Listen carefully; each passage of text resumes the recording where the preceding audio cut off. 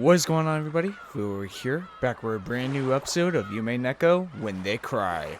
Last time on, we finished up episode 4, and a whole bunch of stuff happened.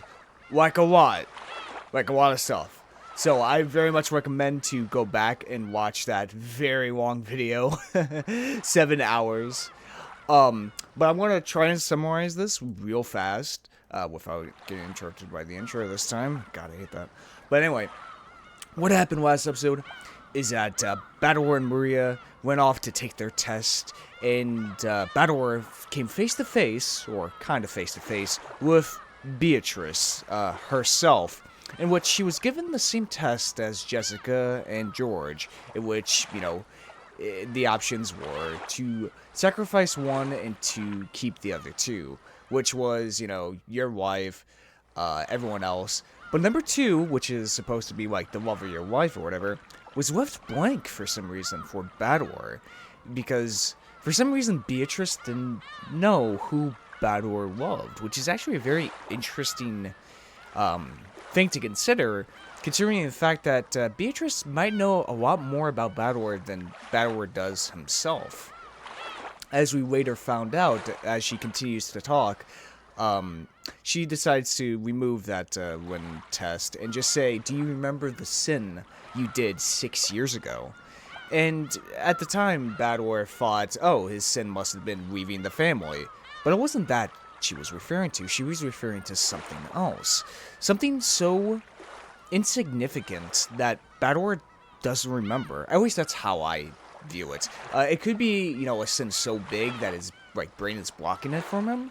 But I feel like it's going in direction of the sin is so small that, of course, Battlewar doesn't remember what he did 6 years ago. Like, for example, if you, murdered, 6 years ago, you're not going to remember that.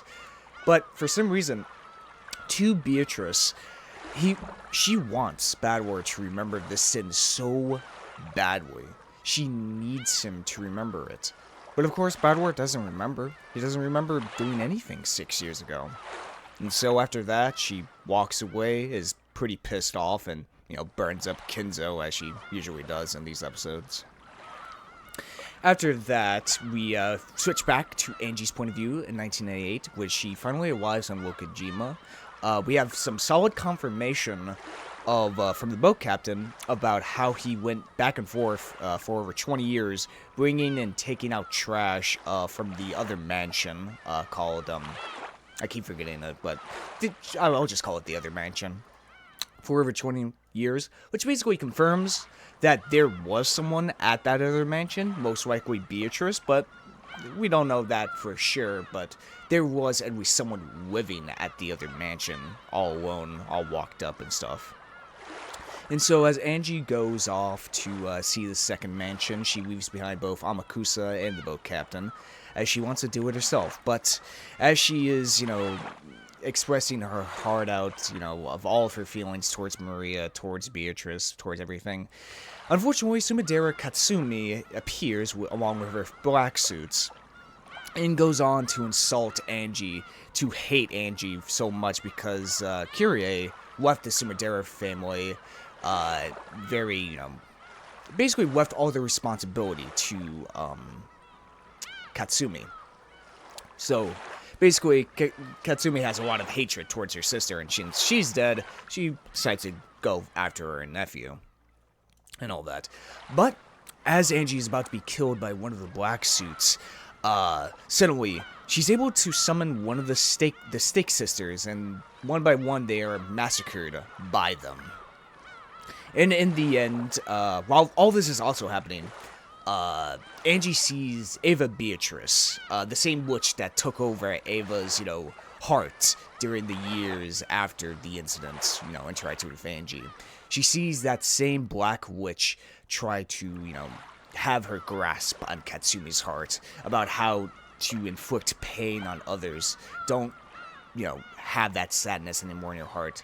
Don't feel sad anymore. Put it onto others.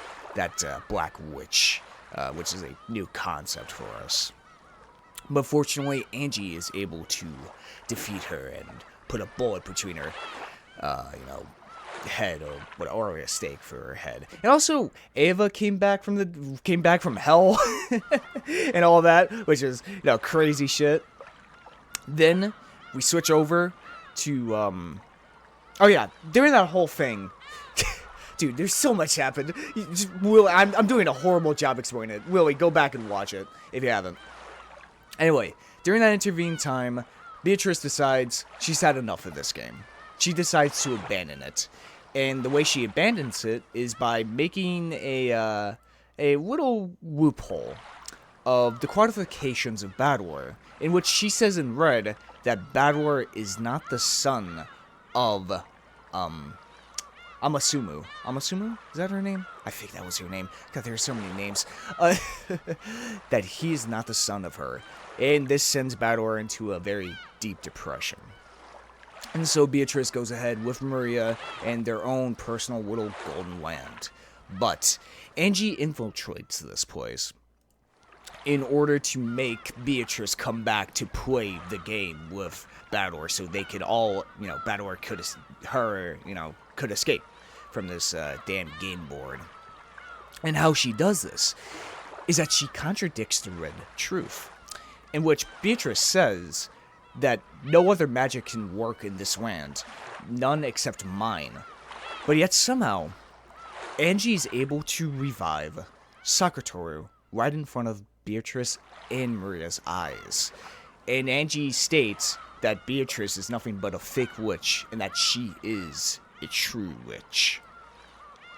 After which, we went to the tea party, in which Bador and Beatrice confronted each other, and Bador then went on to explain every single mystery or every murder using a human explanation up so far, and all that. And he was able to defeat the ghost of Kinzo, in which it was finally revealed that at the start of every game, Kinzo is always dead. And Bador proposes the theory that the reason why in episode 4 that everyone acknowledged that there was a Kinzo was that someone else took up the title of Kinzo. Which makes me wonder, why would somebody else, what is the purpose of somebody else taking up the title of Kinzo, right? Why would the family acknowledge another Kinzo? Because the whole family conference is about the damn inheritance. So why try to extend that issue even further by giving the name Kinzo to somebody else? I'm very curious on what that means. Why does someone else have the title of Kinzo? Because that just extends all the problems even further. The family inheritance problem, everything else. Why is that? Why that? I have no idea. But in the end, as the blue stakes of truth are stabbed within to Beatrice's body, she finally says the one last mystery, the one last question, the one last riddle to Bador. Who am I? And so after that, Bador piece from episode 4 leaves the game board in a very beautiful CG. So, there's a bunch of stuff here. It's a bunch of stuff I have to go over just from last episode. There are a couple of questions of one of my thoughts on the whole Angie magic scene with Katsumi. In which, what's the human explanation for that? And I think it's pretty obvious. What I think actually happened in reality is that Amakusa didn't listen to Angie, at all. I think what he did was, follow after her, sneakily, because, big forest, unable to be seen. He set up a sniper rifle, and once the black suits were about to shoot Angie, he started just firing them off, one by one, Because the black suits kept saying, where the hell is it coming from? Where is it coming from? Because they couldn't see the, quote-unquote, Stake Sisters in front of them.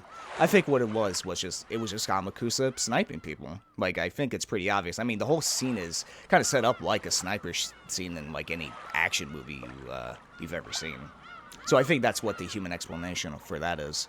Another interesting question from another commenter is, why couldn't Angie find the other mansion? And that is a good question.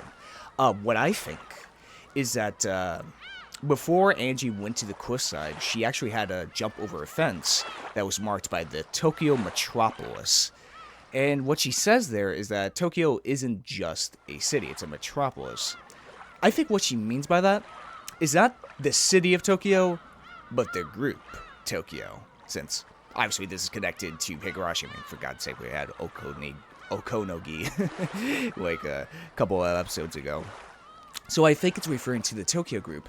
And I think what they did was, it's been 12 years, so I think it's 100% possible, is that they tear down the second mansion for whatever reason to, I don't know, protect Kinzo's thing, or maybe to hide something, perhaps something to that degree. I think they tear down the second mansion for whatever reason, since, secretive group or whatever. Maybe there was some Tokyo secrets that Kinzo had, which is very much possible since he was, well, it is stated by Katsumi that the Ushiro Mirrors is a well-ranking family within the Tokyo hierarchy, but, still, there could have been some things Kinzo knew about, so I think that's what happened to the second mansion, is that it was torn down within the 12 years since the, incident, and all that.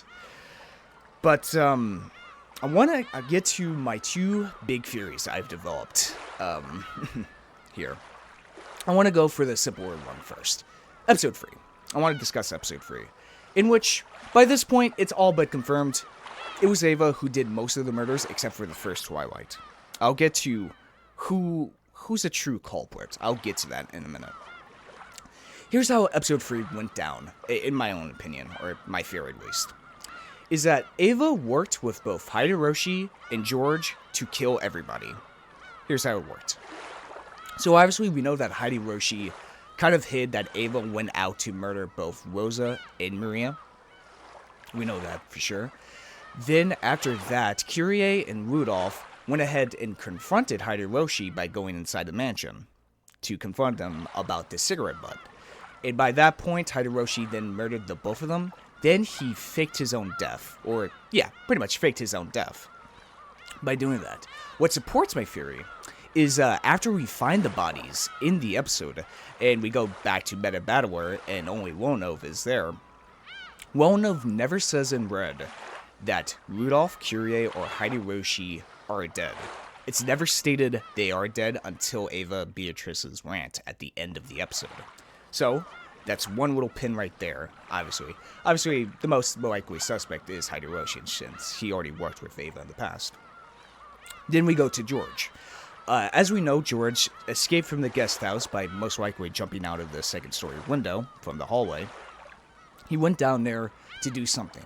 What I think what he did was he went out of the guest house, went to the mansion to notify Hideyoshi. And, Hideyoshi then got up and went off to the guest house while George was setting up his own murder scene, his own death as well, in the parlor.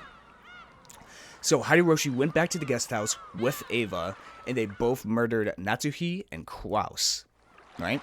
And what also supports this theory is that Bador actually mentions that Bador, Jessica, and Maria were obviously in the upstairs guest house, and they did say it's been about an hour since George left. So I think that's enough time for all this to happen. Like 1 hour, I think it's enough to happen to, Hideyoshi get back up from the entrance of the mansion, go back to the guest house, help out with Ava by killing Natsuhi and Klaus. And they also mentioned that Jessica and Bador did, doze off or sweep off. So that does leave quite a bit of an opening for Ava and Hideyoshi to murder them. After that was done, Hideyoshi went back to the entrance and, covered himself in blood again, and blah, blah, blah, did all that. Then, we go to the parlor scene. The reason why Ava was in such hysterics at the time was to set up a gigantic scene, so they're not paying attention to George's body, they're paying attention to Ava instead.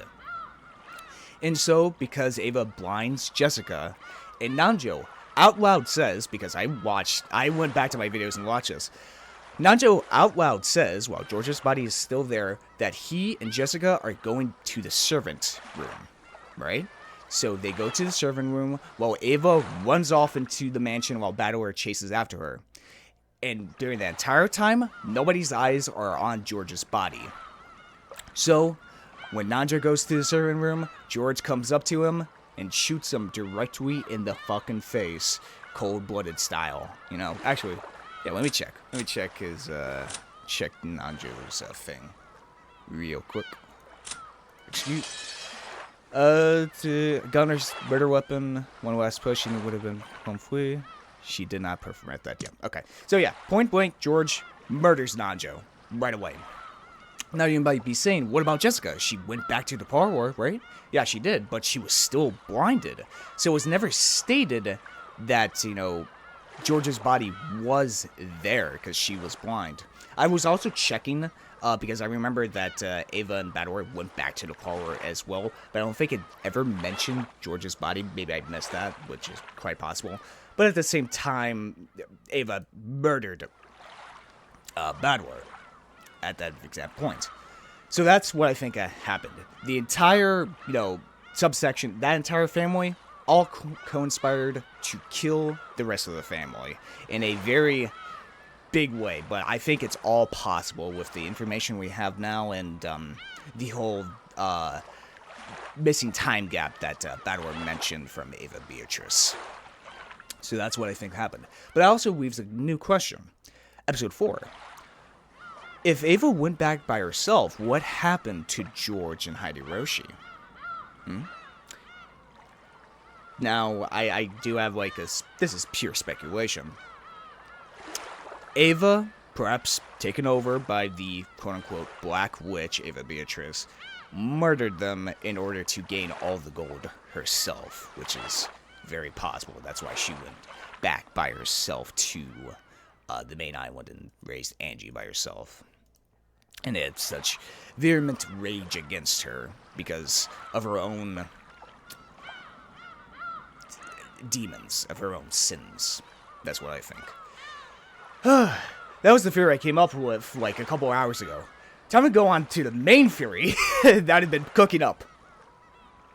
Okay. So, multiple people asked, what are my thoughts on how Angie was able to revive Sakatoru? Alright, so, there's a lot of evidence for this. I mean, there's a lot of things to this theory of who I think the true culprit is. This is well, maybe not true one of the culprits, because I've been you'll see when I reveal to like what's the main culprit. Okay. Try to get all my thoughts in order. So, there's multiple things. One, remember the display case that Angie saw within the captain's shop? How about it was a display case, but yet Amakusa and the captain couldn't see whatever Angie was referring to, but yet her, Sakatoru, and Mammon was very shocked about what they saw within that display case. Angie, at the very end, said, Oni-chan and Beatrice-sama. Oni-chan, which I thought at the time meant Battleware, was not in fact Battleware, but Maria. We never found out what the hell that was, by the way, as well, which is kind of making me mad, because I have no idea what the hell it could be, what that object is. So Maria and Beatrice. We know Maria and Beatrice have a very close relationship, like very close relationship. Here, I mean, they made an entire, you know, quote-unquote universe, their own golden land together as well. And this also ties back into the sin of 6 years ago made by Battleware, in which Beatrice states in Red that a person named Beatrice did not exist for Battleware 6 years ago, so it has nothing to do with her. At the time, I said it had something to do with Maria. The reason why I say that is because it kind of parallels Angie's sin as well to Maria. Like, I'm pretty sure Battleware and Angie's stories in episode 4 definitely parallel each other. That's what I've been working with, at least. So I feel like whatever Battleware's sin was towards Maria. I have no idea what that sin is, but it contributes to the tragedy that's happening on Wakajima now. Whatever that is, maybe denying magic like Angie did, or, desecrating Marie Sorare, perhaps. Something like that. Okay, so let's start at the beginning. There are three things. Maria was always interested in magic because she was a young girl, a special young girl who didn't have many friends. She loved magic. She was very interested by the witch. She was fascinated by Beatrice since it was set up about 7 years ago by Kinzo. She's always been interested. She's always been fantastic. Bedazzled by it, you could say, as well. I think the order of sins goes like this. First, whatever bad word did to Maria. Second, Angie, which, she said, she doesn't believe in witches and that she didn't want to be in Marie Sorare with Maria. And then the death of Sakuratoru by Rosa. All three of these things, and maybe even more, contributed to the darkening of Maria's thoughts, her viewpoint, her world view. I mean, as we saw, after the death of Sakuratoru, Maria's talking to Beatrice. She keeps saying to Beatrice over and over, why can't you revive Sakuratoru? Why can't you? Why can't you? You're a witch. You can do anything. And eventually Maria breaks. She says, I hate them all. I want them dead. I hate my mother. I want them all dead. And Beatrice says, are you sure? And she says yes. And so, thus begins the dark descent of Maria Ushua Mira. As she becomes more interested in demon signs, more interested in the 72 Demons book. And she starts writing them in Beatrice's handwriting. She develops a second handwriting style. A Beatrice, as she says. So she becomes darker and darker until eventually we get to 1986, in which she becomes an accomplice in the murder of over 18 people on Wokujima. What I'm proposing here is that Beatrice is the Black Witch of Maria's heart. Now, this is a big coin. I know this is a very big coin, but I feel like it all clicked for me when I thought about this. It all just kind of clicked with me. If Beatrice is the Black Witch of Maria's heart. So, every time, the introduction letter, right?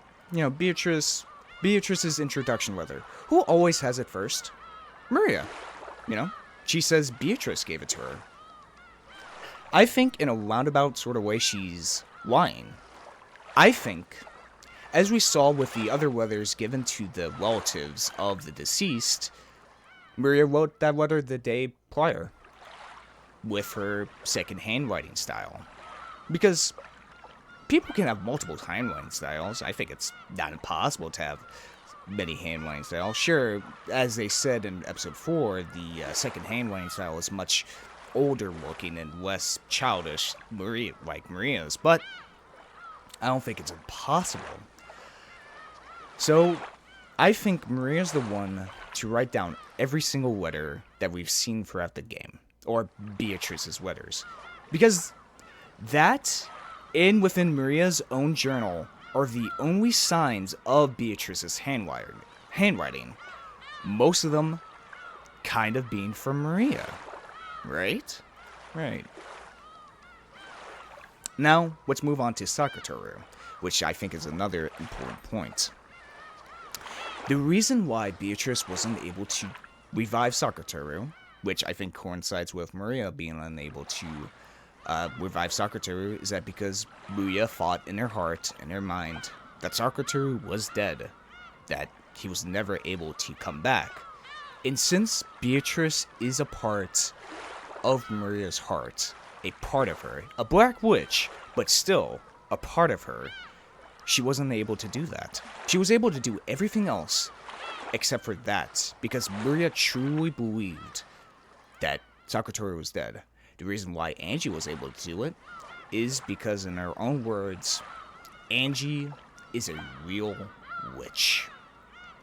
That's how she was able to revive Sakatoru right in front of Maria and Beatrice.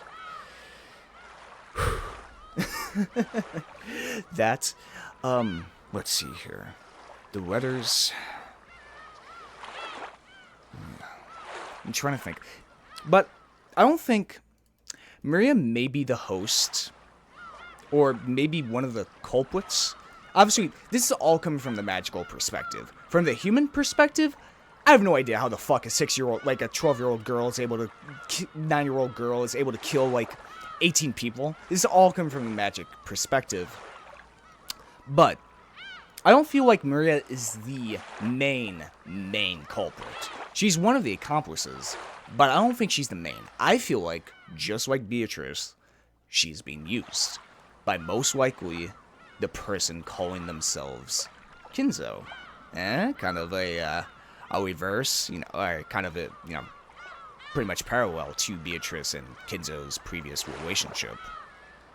I feel like she is being used by someone else, the true mastermind, while Maria is being used as kind of the scapegoat in a way as well. I also want to refer back to the 2 message bottles that were found within episode 4. I think those were written by Maria, obviously in the handwriting style of, no, it was Beatrice's handwriting. That's right, because, Angie said, like, from Otuski's reaction, that it was the same handwriting as Beatrice's. So I think those were also written by Maria to throw off the cops, perhaps. Throw off everybody, to make people believe in magic, perhaps. And all that. So yes, also, I'm not claiming that Beatrice never existed. No. I'm not claiming that at all. Beatrice was, in fact, a real person that did exist in the 1960s, but she fell off a cliff due to, venturing out with Rosa, and she fell and she died back in 1968. She was a real person at one point. But some people may be asking, but Void, wasn't Shannon Cannon able to see Beatrice back at the beginning of episode 2? Yeah, they did see Beatrice. Their own version of Beatrice. We saw the exact same thing here in episode 4 of Angie seeing her own versions of Sakatoru, Maria, and the Steak Sisters. Even though she never met Sakatoru, she read the description within Maria's journal, so she was able to conjure up a construct of Sakatoru within her own mind. Same thing happened with, Shannon Cannon. Since, everybody can see this painting right here, this portrait within the entrance hall, anybody can make up their own version of Beatrice, Maybe that's why... Maybe... Honestly, that would make a lot of sense, because Shannon was always... She wanted to be with George, so maybe she did construct that version of Beatrice within her own mind, her own, insecurities about the relationship with George, and how deep inside her brain she know it would never work out, so she created this version of Beatrice within her own mind to fight against her own demons. Oh, God. God, I've been talking for 20 straight fucking minutes. But, I'm trying to think of anything else I thought of. Numbers, I'm trying to think of any other evidence I can think up at this point. But, basically the theory is, the Beatrice we've been seeing this entire time is Maria's Black Witch. That was caused by Badwar, Angie, and Rosa, and maybe other sources as well. Oh my god, sorry. Oh my god. I hope you guys enjoyed that. I really hope you guys enjoyed that. My little spiel there. There were also a couple other things mentioned in the comments.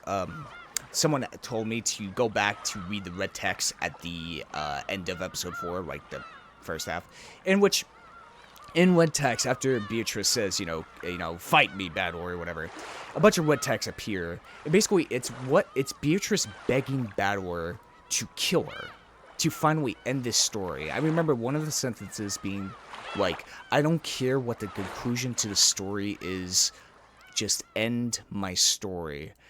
If you don't end me, please, you'll die as well.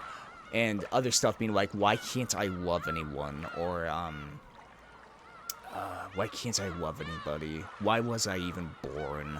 Stuff like that. It's basically, Beatrice is a prisoner within this game. Kind of with Maria as well, I feel like. Maria is also being used by whoever the true mastermind is, which is maybe Kinzo, whoever this supposed person with the title of Kinzo is. Also, another fun thing is the second half of Umineko is called Chiaru, which is kind of different to the answer arcs within Higurashi, in which it was called the Japanese word for solution, while Chiaru means in English breakdown instead, which actually makes me very interested in what the second half of this game contains. I very much am. Now, also, one last funny thing I want to point out is while I was coming up with this theory about Beatrice being the Black Witch of Maria's heart, is I remember back to something I said in episode 1, in which I said, it can't be Maria, that'll be too much of a red herring. Like, that's too obvious. And it's come back to bite me right in the ass, I have to say, with me coming up with this explanation. But I feel like it really does fit with so many things. Or maybe that's my own viewpoint. Maybe you guys be like, Void, actually, this contradicts it. Which I say, I'm still going to stick to my guns. I'm going to stick to my guns. I'm going to go with that theory from now on, that Beatrice is the Black Witch of Maria's heart. But, also, I know I keep saying also, this fucking intro is so long. Anyway, something else that someone mentioned, calls back to episode 1, in which Rudolph said that he was going to die that night. He also said that he was going to confront the family, they were going to have a family meeting about something. And I think what that means is that Rudolph was going to reveal who Battlewars' actual mother was. Which is very interesting why Rudolph would do that at the family conference at that time. So there's obviously some significance to that there. Also, I just find it very funny that Rudolph has had 3 fucking mistresses by this point. Like, dude, fucking keep your zip up your pants. Like, Jesus, Rudolph. Anyway, let's actually get into the fucking game. I'm so sorry, guys, about my long explanation. It was also suggested to me that I should look at the updated witches profiles, which should be new, so I'll be able to check those out here in a minute.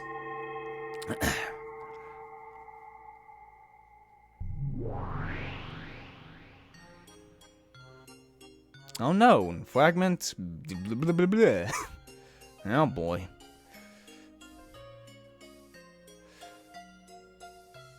Scattered over the big bed were cute jelly beans of various colors. Oh boy. And chocolate coins. Wow, those works for me. A fork was stuck into a shortcake peeking out of a gift box. And there were decanters with drinks of various colors lined up on a side table. But the color of the partially finished drink that had been poured into a cup was feminist, matching none of the decantries. Someone had probably been playing around, mixing various things together. That can be lots of fun, if you don't mind the taste. On top of the fluffy bed were several colorful big pillows like something from a dream. Whoa! Alright. And on this bed, that looked like something out of a child's dream world, Burn Castle lay face down, and Lemma Delta lay face up, clutching a pillow and relaxing.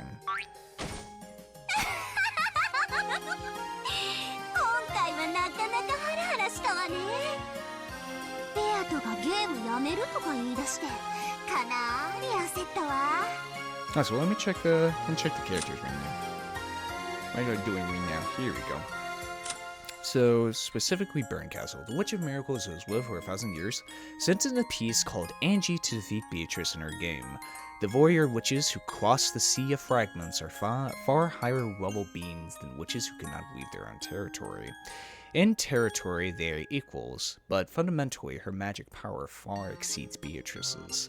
What is it that witches who voyeur constantly and escape from boredom seek from their journeys? Interesting. The Witch of Certainty has lived for 1,000 years. She is using Beatrice's game like a birdcage to imprison Castle. Her objective is an eternal draw. Takes Beatrice's side most of the time, but supports Battler when he looks like he's about to drop out. Conversely, when Beatrice starts to get cornered, she supports Beatrice. Endless is merely infinite idle repetition. Certainty, on the other hand, indicates a far stronger absolute force of will. Interesting. これだけのゲームを始めておいて投げっぱなしで終えようとするなんて失礼な魔女よね。エンジェ、いい駒だったじゃない。とんずらしたベアとを引きずり戻してゲームを再開させてくれたわ。バトラをやる気にさせすぎちゃったのはさすがに参ったけどね。バトラは情に弱いって分かってたから。確かにあいつ敵であるベアトにも手加減しかねない雰囲気があったわね。前回の流れから下手するとベアトに同情しておかしな方向にゲームを流すかもしれないって危惧してたの。エンジェはバトラがゴールを誤解した時に再誘導するための切り札よ。本当はもっとサポートさせてそれから切りたかったんだけどね。いきなり切らされたわ。仕込みに随分かかった駒なのにもったいなかった。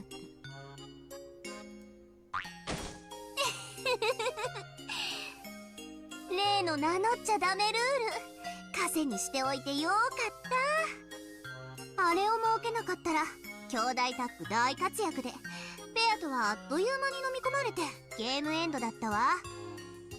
一気に畳みかけるチャンスかと思ったんだけどあんたのマークがきつくてうまく活かせなかったわ。ああ、もったいない駒だった。当然でしょ。あんなずるい駒とっととリタイアしてくれないと困るわ。まあ結果的にゲーム中断を阻止する活躍をしてくれたしそれは私にとっても助かることだった。互いの利害が一致する活躍をしてくれたという意味においては本当に素晴らしい駒だったわよ。バトラと同じで単純な子だったから簡単に私の言いなりになってくれたわ。駒にするならバカか直情型よね。ああ、本当に惜しい駒だったわ。その子も今じゃひき肉ねえ。後で一緒にそれでハンバーグ作りましょうよ。あ、餃子の方が好きだっけ？妹味ってどんな味かしら？笑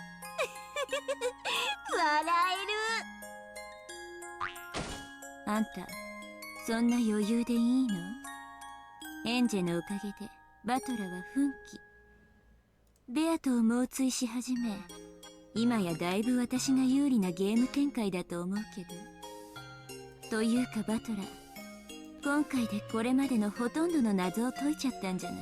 I mean, we got 4 more episodes, so I think we have a lot more to go through. はあ？とんでもない。Oh god. バトラの青き真実なんてほとんど外れてるわよ。Well, yeah, I was thinking that all Battler did was just, subvert it into a human explanation, subvert the magic explanation, but I don't think any of what he said was right, especially not the small bombs within the food in episode 2. ベアとのぬるい赤なんて隙間だらけだもの。多少は知恵の回る子だったら適当にへりくつ並べりゃ簡単にすり抜けられるわ。Yeah, someone mentioned last episode about the whole multiple names thing that, Battler said. About, the servants also have multiple names, both Shannon and Canon, so, doesn't really help in the case of Kinzo, but, still was able to blast him away, at least the spirit of him. ああ、本当にイライラしたわよ。私だったらどれもこれも徹底的に赤で切り返してるわ。あら、そうだったの？私はてっきりあれらが正解だと思ってたわ。小型爆弾を飲み込ませて云々はさすがにどうかと思ったけど。バトラの青き真実だって全部が有効になってはいないわ。ベアとは第一のゲームにおいて身元不明死体についてその身元を全て保証するとはっきり明言している。これによりバトラのエヴァ秀吉の密室殺人の犯人は偽装死体を演じた何者かという推理が破られてるのよ。次にボイラー室のカノンは事故死だったろうとしてるけど自分の胸に杭が突き刺さっちゃう事故って何よ。You slipped on a banana peel, come on. ばっかじゃない。私が赤き宝刀とやらで切ってやるわよ。カノンは事故死ではない。Damn. その次の客間での源氏たち3人の殺人の時計回りに同時に射殺して死に合ったとかいう相打ち殺人も滑稽だわ。源氏、熊沢、南條は殺人者ではない。最後の夏日殺しのトラップ X もバカバカしいわ。 So if it wasn't, they didn't kill each other, the only person left in the room was Maria, so you know. 夏日を射殺したのはトラップじゃなくちゃんと銃を構えて引き金を引いてしっかり射殺したのよ。ご愁傷様。 Damn. あんたダメよ、そんなこと赤で言って。あの子夏日の銃弾を魔法で跳ね返して殺したってことにしてるんだから。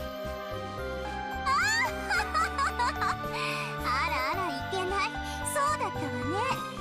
第2のゲームの青き真実だって甘すぎよ。礼拝堂での6人の殺害時犯人は礼拝堂内にいたわ。あいつ何でもかんでもトラップ X で説明しようとするわよね。トラップ X って何よ。変なミステリー小説のお約束。 Yeah. 使用人室で南條と熊沢が殺された事件のカノンの名前を世襲したとかいうのも滑稽だわ。カノンの名を名乗ることができるのは本人のみ。異なる人間が名乗ることはできない。夏日の部屋のローザからマスターキーを借りたという推理もダメダメ。ローザがマスターキーを管理して以降それら全ては一度たりとも彼女の手を離れていない。 Oh boy. 夏日の部屋を開錠した時にバトラに貸し出した際を除いてね。まだまだ続くけどざっと軽く見てもこんな感じかしら。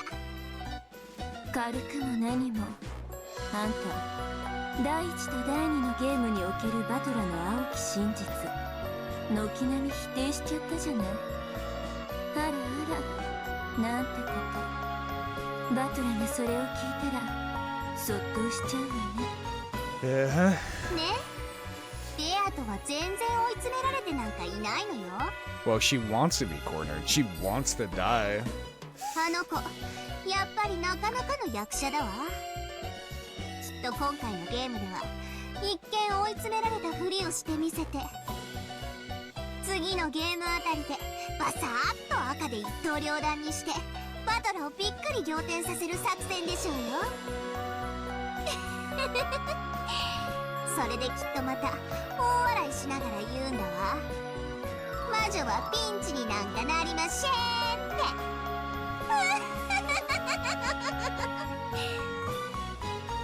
じゃああのベアとの追い詰められたみたいな悲壮感は全部演技なの？そうに決まってるじゃない。あいつ本当に大女優よね。I don't know about that one, the Delta. 全然追い詰められてなんかいないのに、最終回顔負けのクライマックス感だったわ。 Because you did want to die. 今年の助演女優賞はあいつに決定ね。ああ、もちろん主演は私だけど、ベルンでもいいわよ。私を殺したみたいなことを言って最後に大きな謎を出したわよ。それを解かれたらベアとは今度こそおしまいの排水の陣じゃないの。や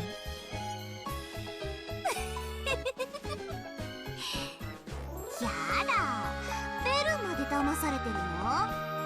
あんなの排水の陣でもなんでもない。ベアとはね、まだまだどぎつい奥の手を温存してるわ。最後の謎を出すために両腕を突き出した時、右腕だけ下ろしたの気づいてた？ Oh, also, another interesting thing that someone commented was that in Japanese, saying I has, there's many different ways to say it, feminine, male, those types of things. But when Beatrice says it in Japanese, she says it in, she says watashi, I think. I'm pretty sure that's how you say it. Yeah, watashi, if I remember correctly from reading the comment. Which is a very, neutral thing or something like that, so I should probably keep an eye out on anybody who says, watashi when referring to themselves, I. ああ、そういえばあれはそういう意味だったわ。そういうわけ。あの子はまだまだ奥の手を残してる。そして何も謎は解かれちゃいない。それをまるで全て完歩されて次回最終回みたいなテンションにしちゃうなんて。つくづくあの子は演技の天才よ。ああ、早くバトルをどん底に叩き落とすところが見てやりたいわ。あの子、前回のゲームの北風と太陽作戦ですっかり味を占めちゃったんじゃない？バトラ、きっとまたベアとに同情してコロッと引っかかるわよ。女の涙は一粒で男を騙せるからね。実に安上がりでお得よね。バトラ、またその手に引っかかっちゃうかしら。二度と同情しないように私もバトラを焚きつけない。 Yeah, it's a bit hard, Baron Castle. 当分は演者のひき肉で焚きつけられそうだけどね。Angie's men speed, Jesus. エンジ味のハンバーグでパワーアップ？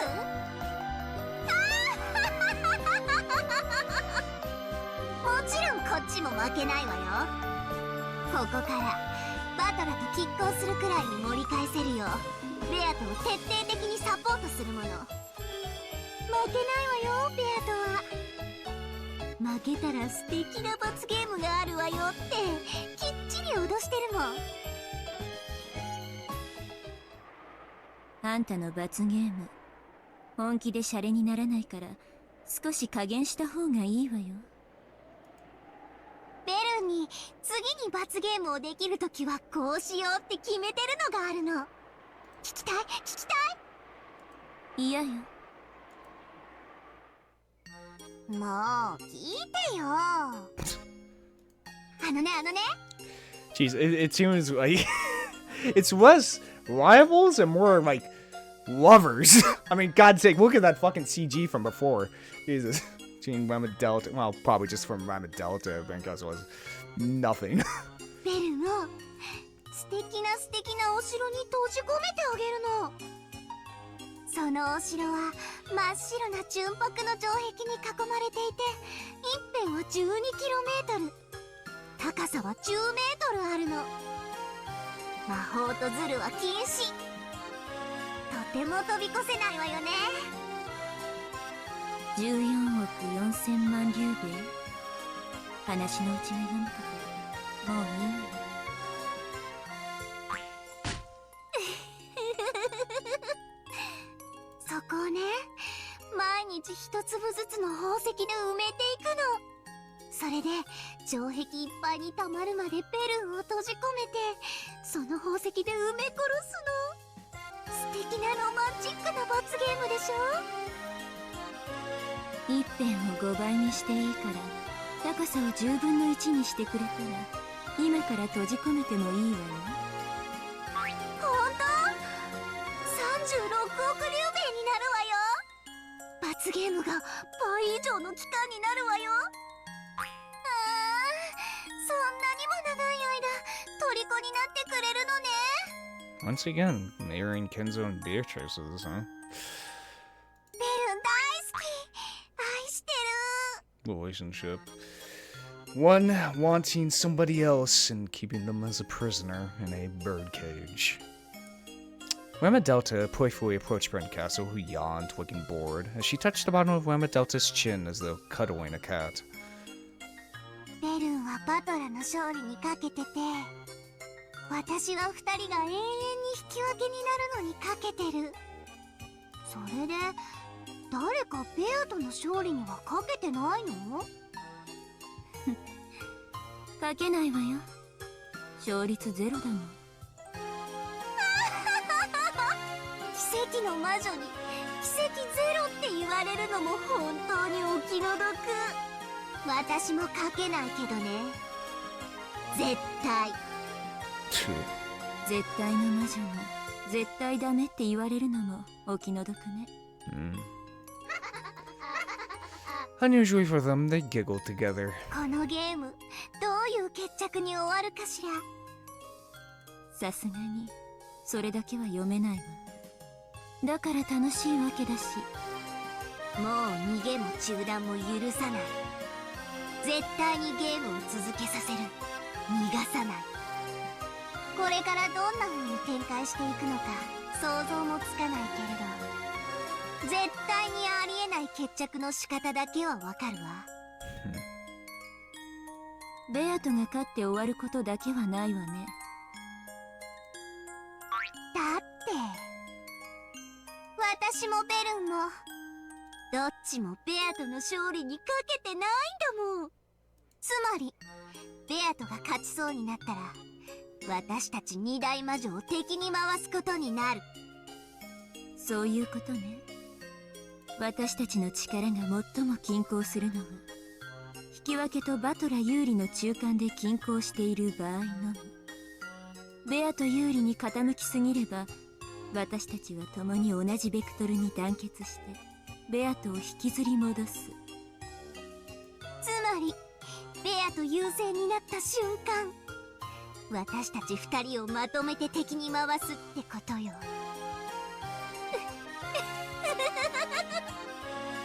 ベルンと共闘楽し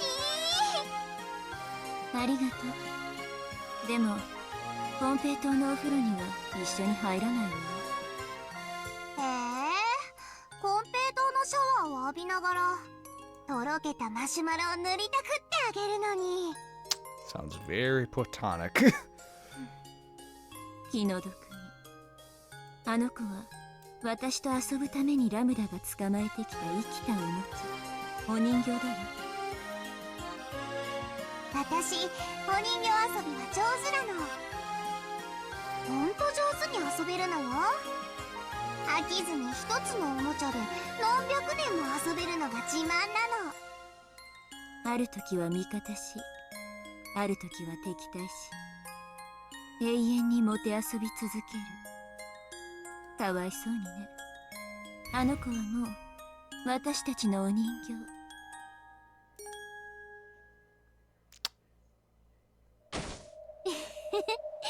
そういうことよ。あの子は私たちのお人形。 Jeez. It really is something. Not both witches not betting on Beato. I mean, it's just very meta, thing to say, but like, Beatrice is the antagonist in every murder mystery. Yeah, in every murder mystery story, the mystery has to be solved. It's not like the villain gets away with it, because there would be no story to it. At the end, it's either Sherlock Holmes, Poirot, or whatever detective, fucking Agatha Christie, Columbo, Psych, whatever other fucking, detective shows you want to, detective fiction you want to come up with, there's always a resolution to the mystery. So no matter what, Bito is going to lose, since she is the quote-unquote mastermind, the culprit, the perpetrator of the whodunit, of the mystery. So no matter what, there's no winning it, which it's a bit sad for her. 私たち二人の望む末路しか用意されてない。つまり、私によって永遠に引き分けが繰り返されるか、ベルンによってベアトが敗北して滅ぼされるかでしか終わらないと断言できる。ベアトが勝って終わるようなことは、奇跡の魔女として宣言するわ。なら私は絶対の魔女として宣言するわ。ベアトは絶対に勝利できない。そして奇跡は絶対に起こらない。Wow.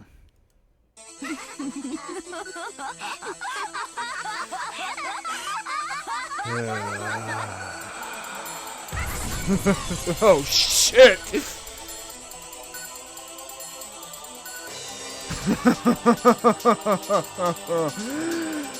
Oh my god. Ah, yeah, another credit sequence. Holy shit.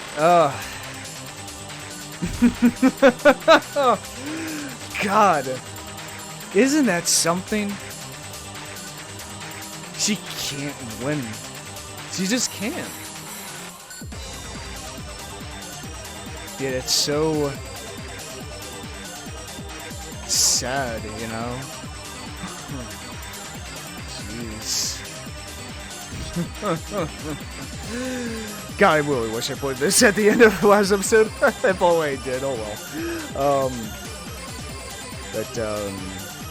Oh, speaking of things mentioned to me last episode, in the credits of last episode where I mentioned all the characters, it actually said that Angie died in 1998. I have no idea what the hell, what's up with that? How the fuck did, Angie die? Did she kill herself? Like, that's the only solution I could come up with, but, I wonder what that is, but, wow, what an interesting conversation. She certainly can't win. There will be no miracle, and with certainty, Bito will not win.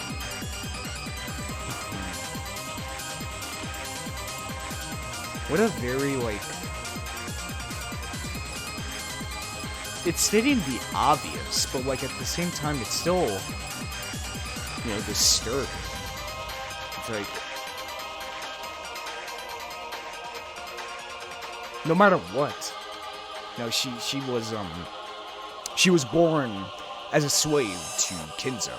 Then she fell to her death and never able to, experience the outside world.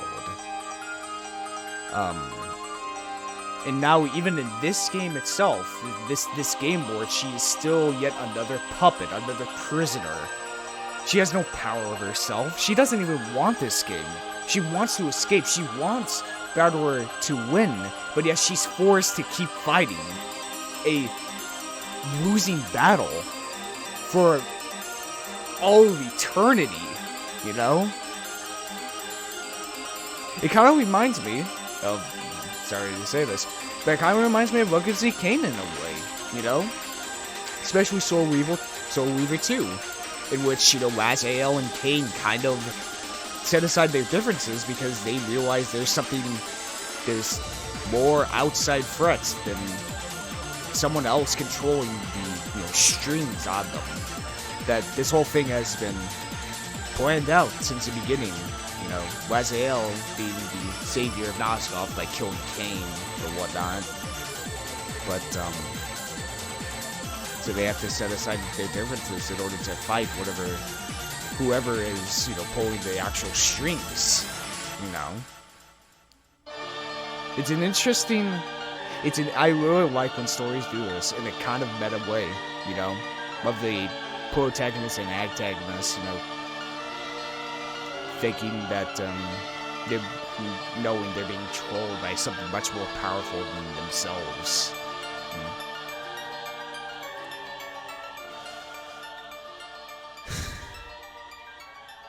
I guess in a way you could see that Lemma Delta represents the author, while Burning Castle represents the reader, in a way. Burning Castle being the,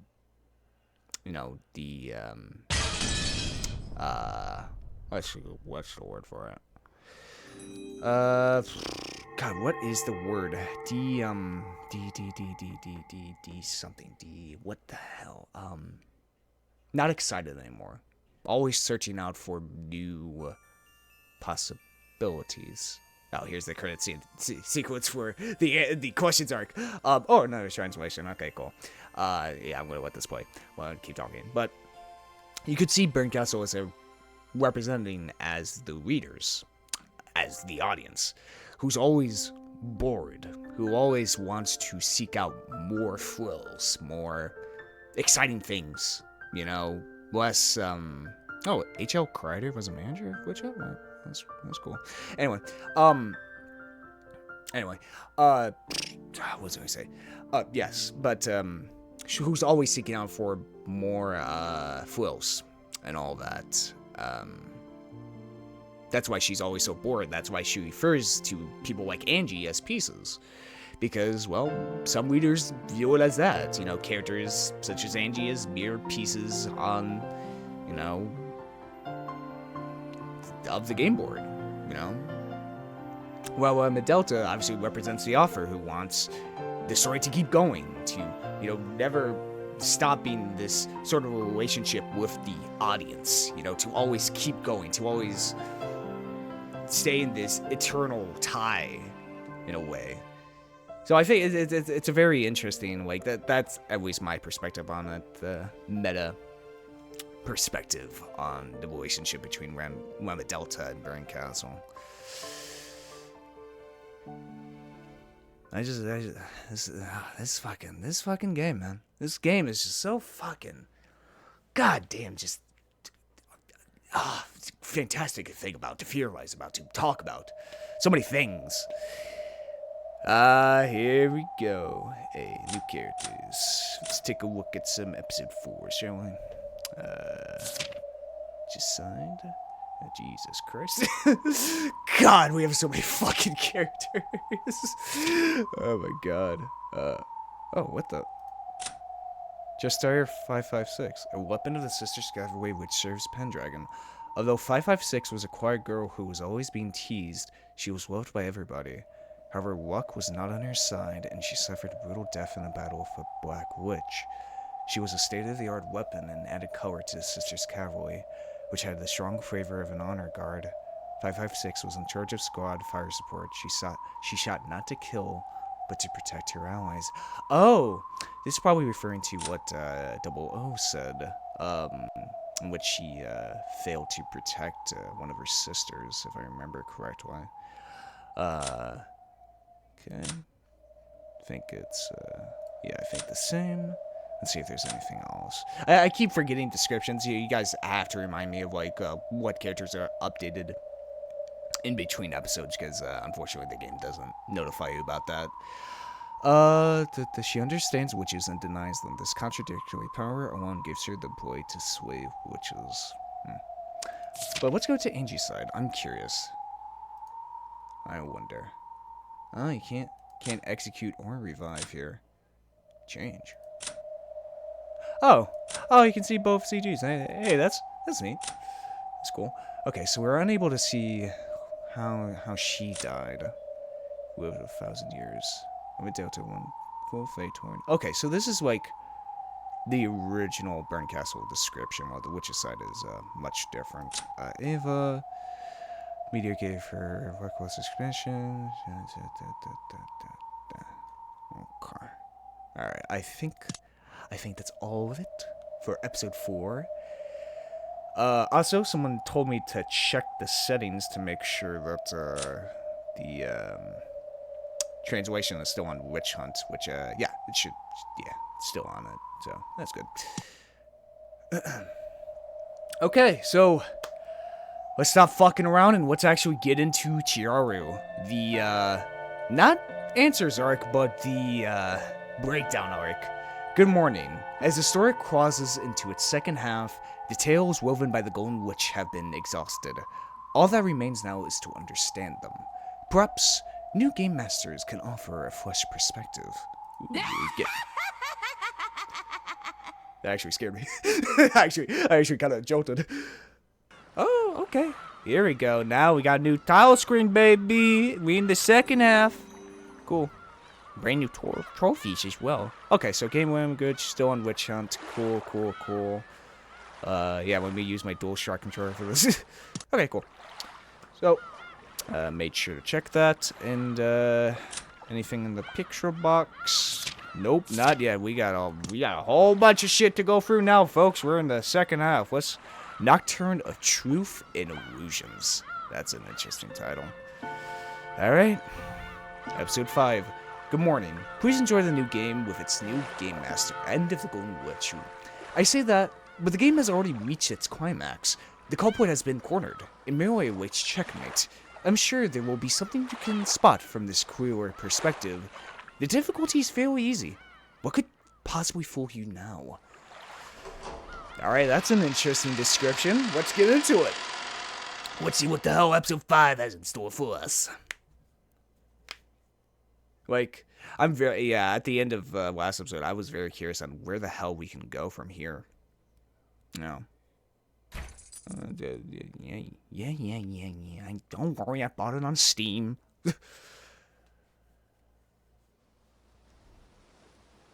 Both of them, questions and answers. Oh, Jesus, save. Oh, fuck off. Come on. I just started the game. 殺したらそなたが歪めるだろうその表情が楽しいからの他に何の理由が必要なのか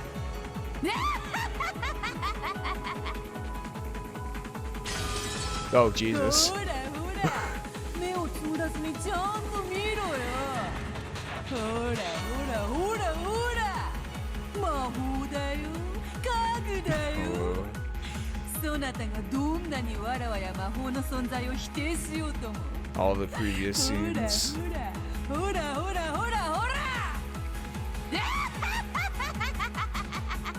From episode 1, episode 2, episode 3. 結構面白かったぜしかしお師匠様の言う通りにしてみたんだがほん何でもツンツンと残虐を尽くした後程よくへたれて出れてみせると好感度ってやつが大幅アップするんだろ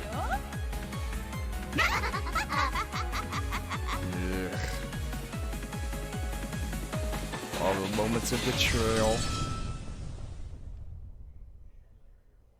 flashing through my eyes.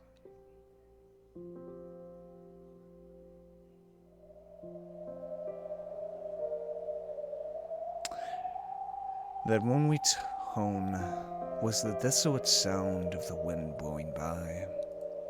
The glittering rose petals on these bushes were all golden. The cloud of gold butterflies that had once danced through this golden rose garden like fluttering rose petals was no longer anywhere to be seen.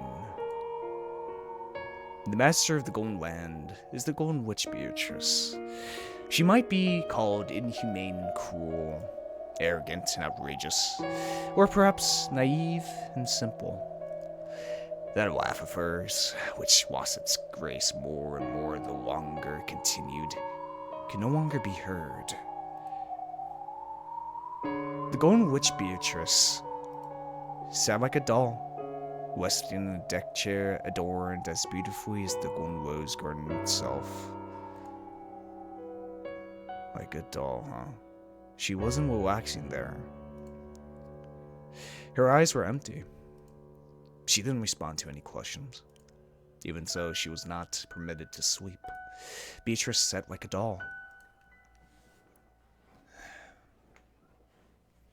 Her hair was down, and Virgilia was carefully tending to it with a comb.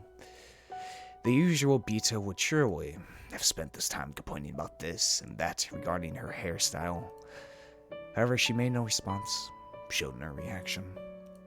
So it really only looked like Virgilia was combing the golden hair of a large doll. There was a table alongside them. On it sat a chessboard, along with a jumble of black and white pieces locked in a closely fought battle. However, this setup looks somehow different from normal chess. Maybe the game was similar, though not identical. Now on the other side, sitting back in his chair as he contemplated his next move, was a young man. No, perhaps it wasn't his next move he contemplated. Every once in a while, he would change the positions of the pieces, reconsidering the situation after every change. Maybe he was reconstructing previous games, trying to discover the thought process behind the moves that had been made. Hey, yeah, very much what I did in the past, couple of days. In the past, Kinzo, the usual Mira family head, once said that learning chessboard arrangements was like taking a journey through the thoughts of the old masters. Ushio Mira Battler was on a journey, a search for the thought process that had led the Golden Witch to create this arrangement and make these moves. Battler took a black piece that should have been moved forward and returned it to its original place, sighing deeply. Battler's pieces were white. However, on this chessboard, the black encampment was on Battler's side. He was reconstructing that arrangement, trying to play Bito's role. From her perspective. お前の指し手はやればやるほどに理解できねえぜ。Even Battler didn't expect that Bito would respond to that statement. Or rather, he was pretending to talk to himself, thinking there might still be some chance of her responding.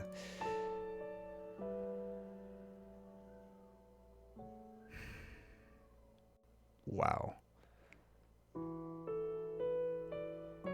Bito's eyes reflected nothing, and her mouth told nothing. After begging him to kill her, the Golden Witch had become a corpse that had given up on life. She wasn't sleeping. She couldn't step down from this game and was therefore forbidden sleep. So those words must have reached her ears. However, they probably hadn't reached her heart. The Golden Witch would not sneer at Battler's moves, nor would she praise them or belittle them. But now Beatrice was nothing more than a living doll. Even so, she would glance at him every once in a while. It would be an empty glance, but a glance nevertheless. Sometimes she would seem to make some sort of gesture, or even move her lips. However, her movements never managed to communicate anything to Battler. どうやったらこの局面でこの指し手になるわけだ。わけがわからねえんだよ。お前の指し手はよ。ベアとバトラ君が話しかけていますよ。なんとか言えよ。クスクスとかゲラゲラとか。いつもの黄色い笑いでいいから。Can you believe it? That shrill laugh of Bito's will never be heard again. However, even if she couldn't answer, his voice surely reached her. That was what Battler believed as he said those words. So he said it again.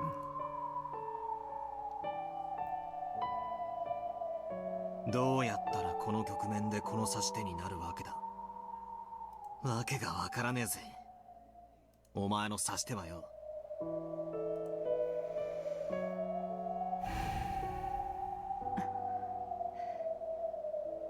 この子の考えることはわけがわかりませんか？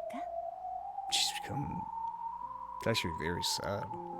she's just become a vegetable, I guess, in a sort of way. I mean, she has no chance of winning. So what the hell's the point? You know, Bad War is eventually just going to figure it out.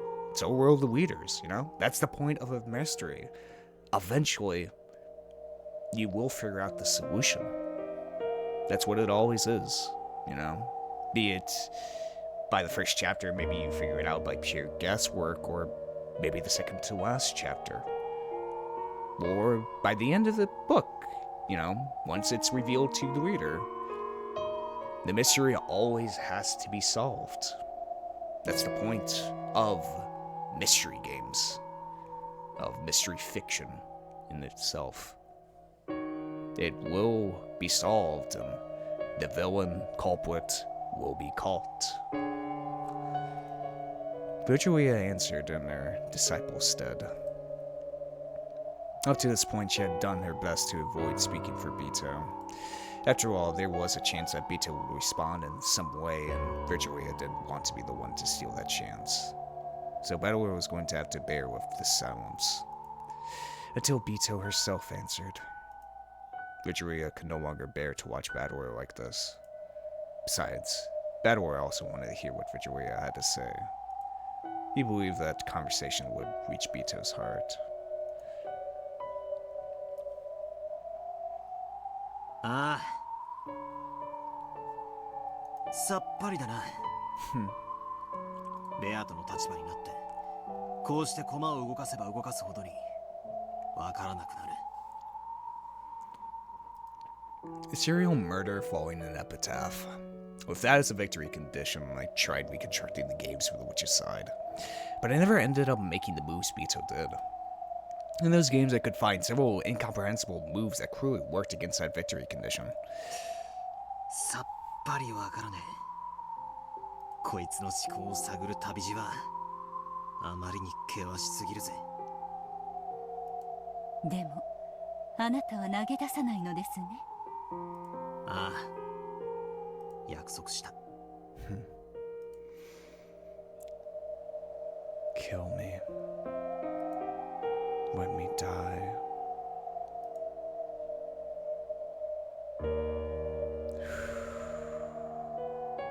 俺はこいつを安らかに死なせてやると約束した。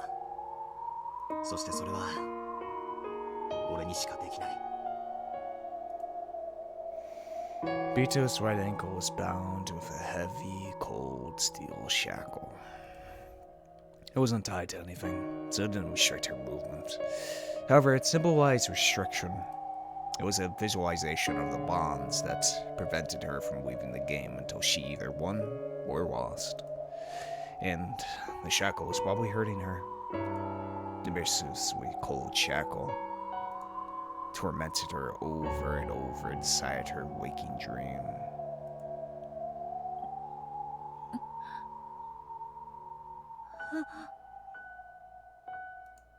So there was never any sign of relief in her empty expression. Her eyelids would sometimes tremble like she was having a nightmare, and every once in a while she would let out a pained gasp. Unless I win, Bito will never be released from the curse that prevents her from sleeping peacefully. 良いのですか。第5のゲームはもう始まっているようですよ。興味ね。Why should I take part in any game unless Bito is my opponent? If that's the only alternative, it's a much better use of my time to reconstruct previous games while taking a journey in search of Bito's thought process. Interesting.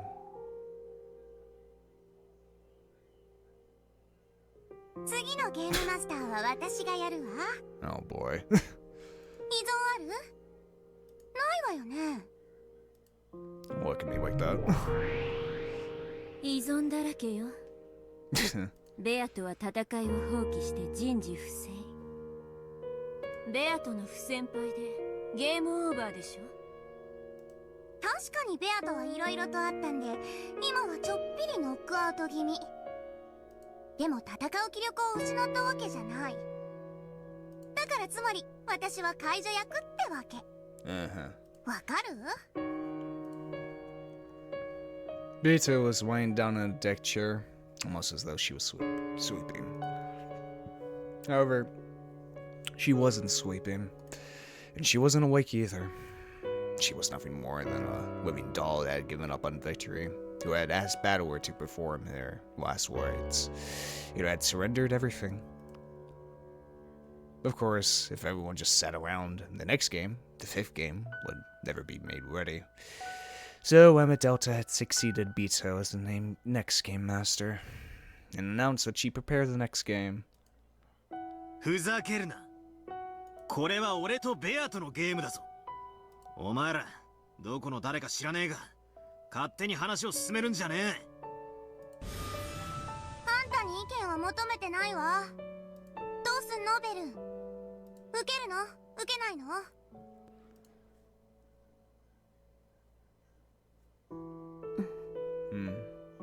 いいわ。あんたが引き継ぎなさい。なんだと？ふざけるな！お前ら何者か知らねえが、俺とベアとを無視して勝手に話を進めるんじゃねえ。落ち着きなさいよ。確かにプレイヤーが変われば察しても変わる。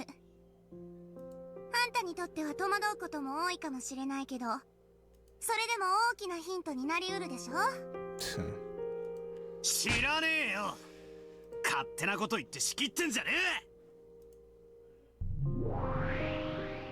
え。ベアとのゲームを4つも繰り返して何もわからないんでしょ。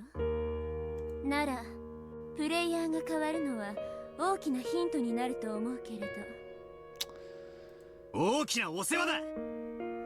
これはベアトが用意し、俺を対戦相手に指定した俺たちのゲームだ。どこから湧いてきたのかもしれないお前らにかき回されるのはごめんだ。ならベアトを起こして次の準備をさせて。できる？ベアトはしばらく起きねえよ。それに新しいゲームなんて必要ねえ。あいつがこれまでに出題してきた4つのゲームの譜面だけで十分だ。I mean, just given enough time, maybe, you know, eventually you'll find out. 仮に第5のゲームがあるとしても、それはベアトが出題し、俺に挑むものだけで十分だ。お前らには何の関係もない。He's got a point. Battler couldn't hide his irritation at the 2 witches called Lemma Delta and Burn Castle, who had showed up well after the game started and who were now trying to take charge on their own. It looked like these witches were of an even higher rank than Beto. So high, in fact, that even Beto's teacher, Virgilia, couldn't even come close. Battler had the feeling he'd seen these 2 several times before. However, this was the first time he'd known their names and spoke to them directly. ベアトを起こせず、あんたに次のゲームを準備もできない。だから私が次のゲームを用意するわけ。私たちはね、いつ正気を取り戻すかもわからないベアトにいつまでも付き合ってられるほど気が長くないの。ね、ベルン？退屈はごめんなの。イライラするほどに。お前が退屈がろうが、俺たちは知ったことじゃねえ。まあまあ、このパーフェクトなラムダデルタ様に任せなさい。私がゲームマスターを引き継ぐ。大丈夫よ。あんまり絶対完璧にはプレイしないわよ。ベアトっぽくわけのわかんないフェイクや尻尾、ボーナスヒントをいっぱい用意してあげる。ベアトの世界をより理解するための大きなヒントにしてあげるわよ。When my voice was emotions explode, I slammed the table hard. The 2 witches didn't flinch at all. One grinned. The other looked indifferent, as though nothing had happened. 2 of them just stared at me silently, as though they were reproaching me. 何？不満？あんたは私による第5のゲームを降りるっての？それって不先輩？バトラは降りないわよ。もちろん第5のゲームにも参加するわ。勝手に決めるんじゃねお前らに俺は付き合わない。知ったことじゃない。ならやっぱり不先輩ってことよね。このゲームは魔女側の勝ち。人間は屈服ってことでお開きでいいかしら。降りるなら不先輩でゲーム終了だけどいいの？たった一人残された妹が無限の世界の全てでたどる不幸な境遇を確定させたいのならそれも選択よ。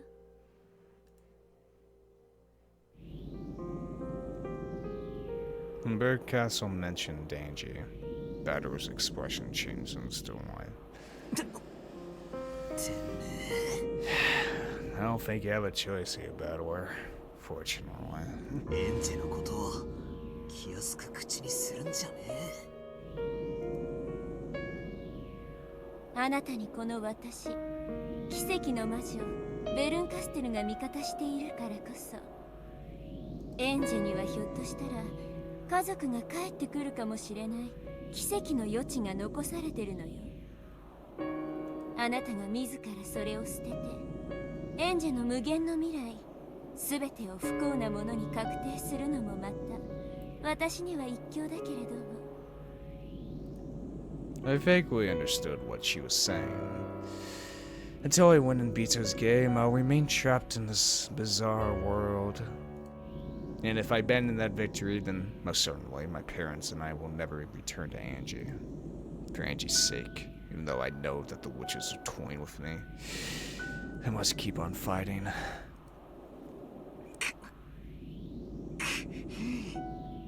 くそ。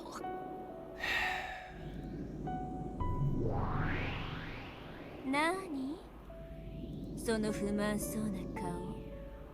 自分の妹をグズグズのひき肉にされた怒り、もう忘れちゃったの？プチプチブチブチ無数の焼けたペンチで引きちぎって細切れにしていくあの光景、今度はちゃんと真正面で見ないとダメ。 Jesus. Barncastle pointed the palm of her white hand upwards. As she did, a pale light gathered there. Some kind of blue glowing crystal appeared there. The scene was reflected on a sharp surface fragment, but it wasn't the scene that surrounded them now.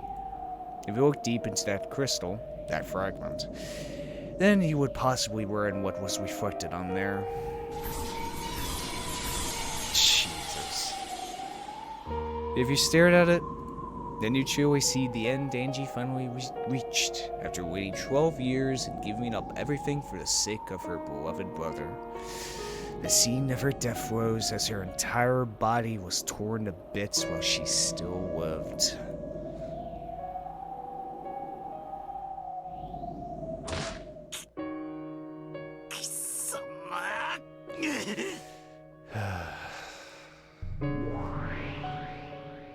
Without thinking, he grabbed at her collar, but as soon as he touched that which made up her form, it disappeared like foam on the waves.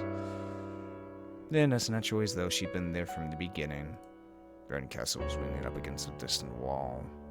あなたがゲームを降りるなら、これはかけらでなく確定した現実になる。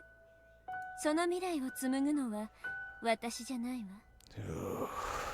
あなた自身よ。あなたが決めなさい。最愛の妹の未来をどうしたいのかを。Brando's fist shook with anger, but even if he swung them down, he wouldn't be able to hit Barncastle. This witch was like a phantom, or a cat who wouldn't even let someone pet her if she didn't wish for it. And she was telling the truth. For Angie's sake, I can't step down from this fight, even if these unpleasant witches hijack the game board.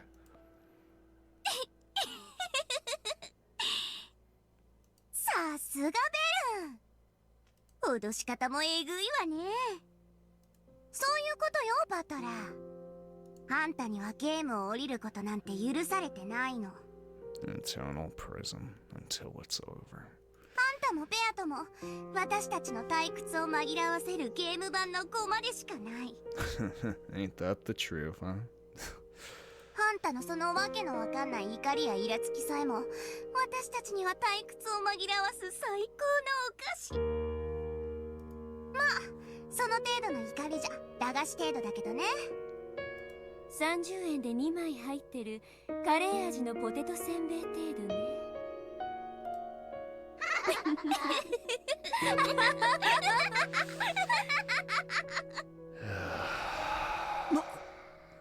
魔女とも Damn witches.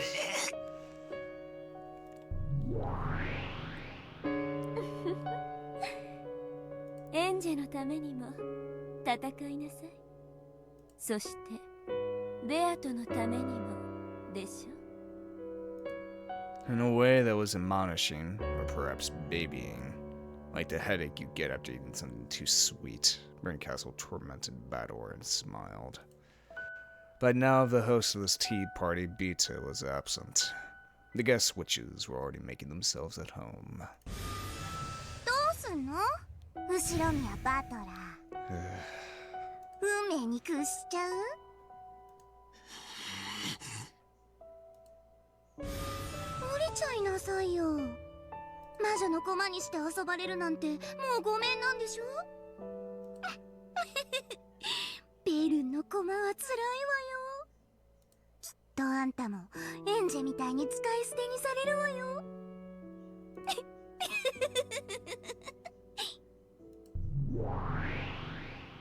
あなたに降りる選択肢は与えてない。妹の未来のために戦い続けるの。私は味方よ。Don't you look at me with that fucking smug. その未来にたどり着けるよう、あなたが勝利するまでサポートするわ。私が退屈するまで永遠に。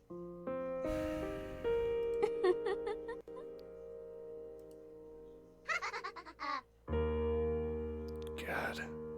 Kim with her provocation. Chop jewelry rile me up. These witches know I get mad easily. They're trying to take advantage of that. Bador withstood it all, and finally relaxed his clenched fists.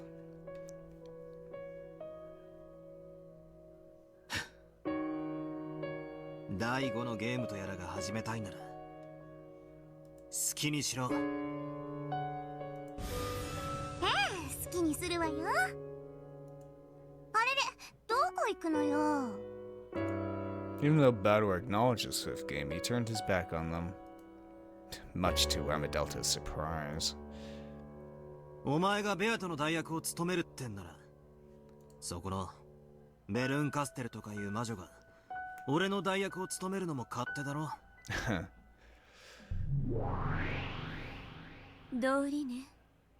そうじゃないと不先輩になってしまう。何よそれ。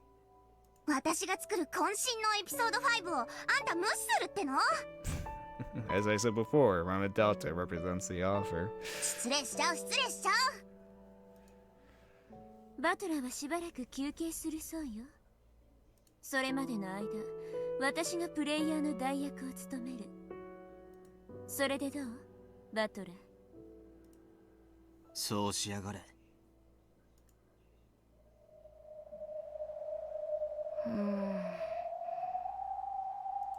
なにラムダ。Yeah, isn't this what you wanted? 間抜けなバトラじゃなくて、私がプレイヤーだと遊んでくれないの？ Come on, let's do another. This is truly now Higurashi too, huh? Electrical Boogaloo. そんなわけないわ。ベルンと一緒に遊べて嬉しいわよ。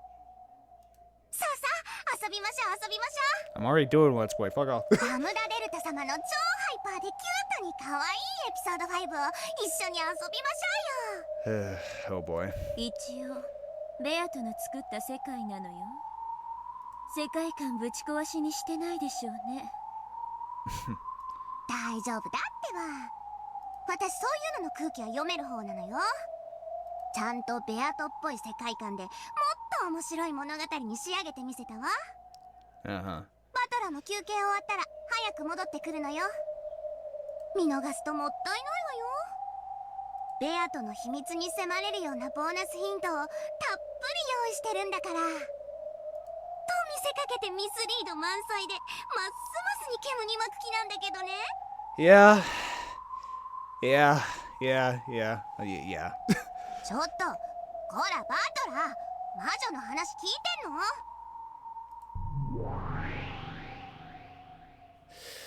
Well then, without answering, Mador disappeared into darkness. After shrugging and cackling, the witches immediately started playing with the game board they had stolen from Bito. Alright, let's see where the hell this goes, huh? No? あの魔女どもにベアとのゲームは理解できるのか？同じゲーム版を使う以上、この子にできないことはできません。しかしこの子がやらないことはやれます。やらないこととは何だ？チェスの道具はチェスで遊ぶために存在します。それを使ってトランプをすることはできない。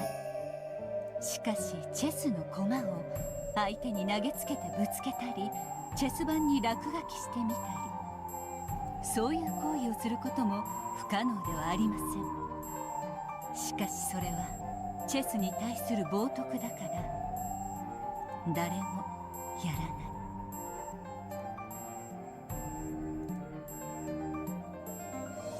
That definitely wouldn't be chess anymore. Bito's eyes seemed to cloud slightly with sadness. ふざけやがって。これは俺とベアとのゲームだ。他の誰にも冒涜はさせない。Yeah. At that time, gold butterflies gathered, and Wonov appeared, holding a tea set with black tea. 紅茶のおかわりはいかがですか？もらえるか？かしこまりました。いかがですか？お嬢様の思考を探る旅は。さっぱりだが楽しんでるぜ。しかしよろしいのですか？こちらでくつろがれていても。あの魔女どもが勝手に進めてるゲームのことか？ええ。先ほど紅茶をお届けに伺った時にはもう第一の番の殺人が起こり、Man, that was fast. もうじきその次の殺人も起こりそうな気配でした。When Bito and I were playing, the game would be paused whenever someone left their seats. However, those witches wouldn't pause that game just because I wasn't around. ロノウェは奴らのゲームを見たのか？一部ではございますが。どうだった？ Wonov lifted the pot high with an arrogant gesture as he poured the black tea. After finishing that, he finally spoke. He gave us his impressions of it. 愛がありませんな。 Love, huh? 愛ってなんだ？これは失礼。女性風に申し上げるとです。男性風に申し上げるならば義理が通らぬと申しましょうか。 Dishonorable. I understood what those words meant. When I met Vitruvia's eyes, she shook her head slightly and stared at the floor. 上辺は大変よくお嬢様のゲームに似せていると思います。しかし根本が大きく異なっています。それはベアとのゲームのルールに反することなのか？いいえ、反しません。ラムダデルタ様はお嬢様のゲームのルールを実によく理解なされております。しかし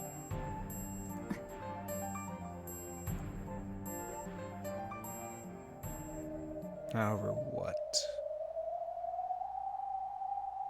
Bedor stood up. There's no need to make Wonov say anymore.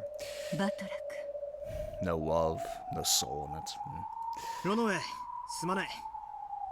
せっかく入れてもらったけど紅茶はいらねえぜ。 I need some fucking coke. やはり参られますか。ああ。俺たちのゲームに部外者はいらない。 Hell yeah. These guys weren't even here in the beginning. You guys have been wolfing around about crazier and crazier witches have been introduced. Now they've hijacked this game between me and Beatrice. 取り返さねえとな。ベアとのゲーム版は今は俺が扱ってるはずなんだ。その俺がここでぼんやりしてるわけにはいかない。 Fuck yeah. ありがとう。その言葉をこの子に聞かせてやりたかった。きっと聞こえています。お嬢様はそれにお返事することができないだけです。 Vito lay there silently, like a living doll with doll eyes. I have to say, the front part of her hair reminds me of Lozo. Just an observation. The game world she had created herself had been hijacked by incomprehensible people and being turned into a mess. If it was designed to be her opponent, then Vito must have created this game for me. I've got to take it back. 待ってろ。俺が取り返してくれ。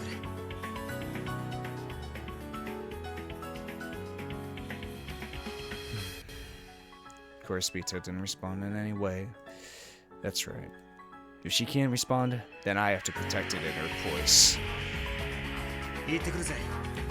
Fuck yeah. マルギリア、ロノエ、黄金の眠り姫の面倒を頼むぜ。はい、お任せ。 Sweet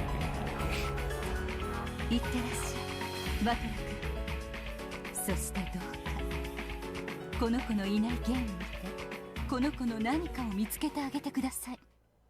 もしそれを見つけることができたなら、たとえこの子が不在であっても、あなたはこの子と戦ってくれたことになる。そう。ああ。全然ダメだぜ。ダメだぜ。俺は何をやってるんだ。 Let's go. Let's take it back. 魔女ども、待たせたな。俺の休憩は終わりだぜ。 When he faced the jet black heavens and yelled this, the whole world shattered as though it were made out of thin glass.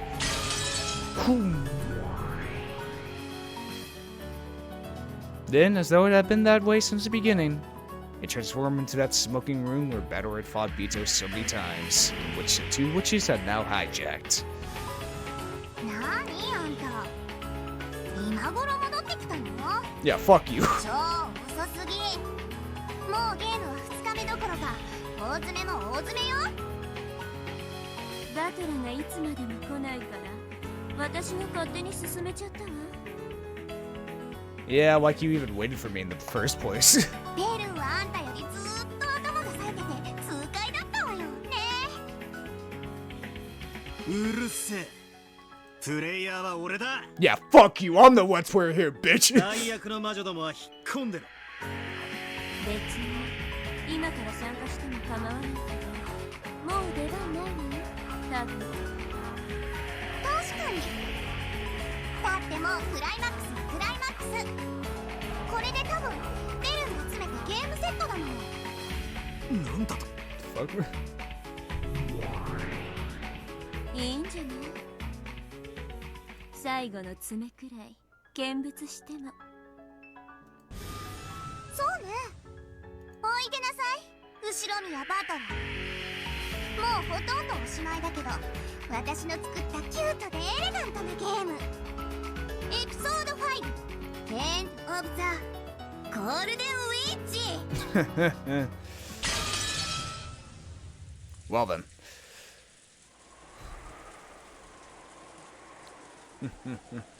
Oh, what the? Fuck? Oh. Oh! Oh, we actually have to... Okay. Shit. Alright. Okay. Let's see here. Jessica. Corpse discovered in the cousin's room on the upper floor of the guest house. Okay, interesting. The direct cause of death is unknown, but her neck was sliced open by a sharp blade. The wound was deep enough that anyone could easily confirm her death with absolute certainty. Okay. Hideroshi, corpse discovered in the guest room on the first floor of the mansion. He had been pierced through the back with a demon's stake. Its tip reached as far as his lungs. Because he was lying face down on the bed, suicide must be ruled out. Okay. Corpse discovered in the cousin's room on the upper floor of the guest house. Okay, murdered along with Jessica. So the two are close, second twilight.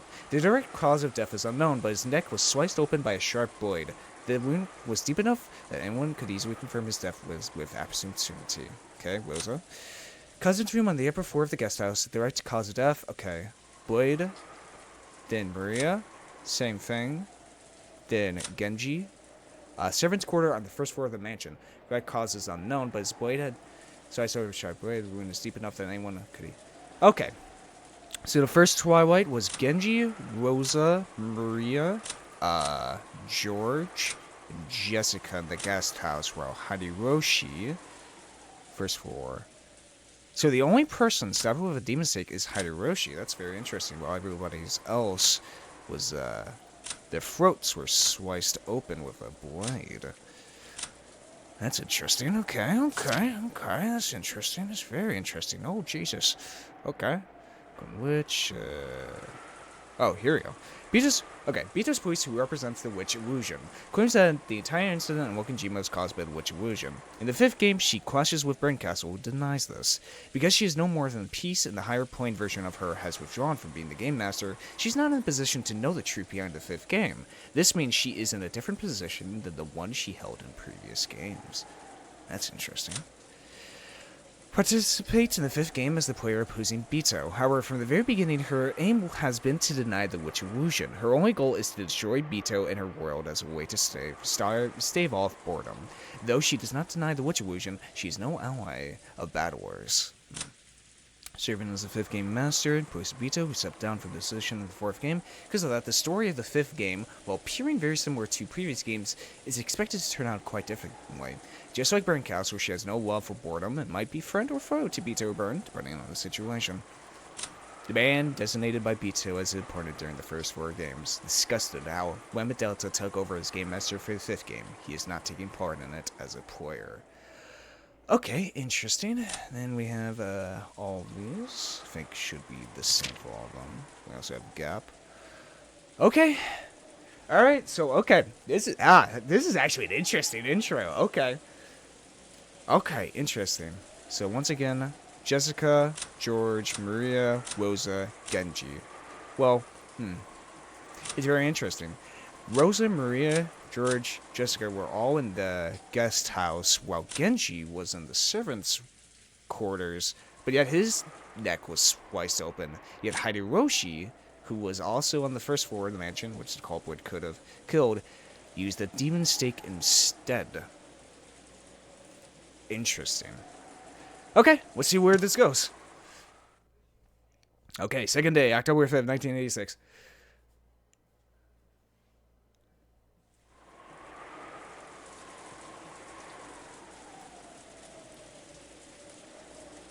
Oh, new outside CG for the mansion.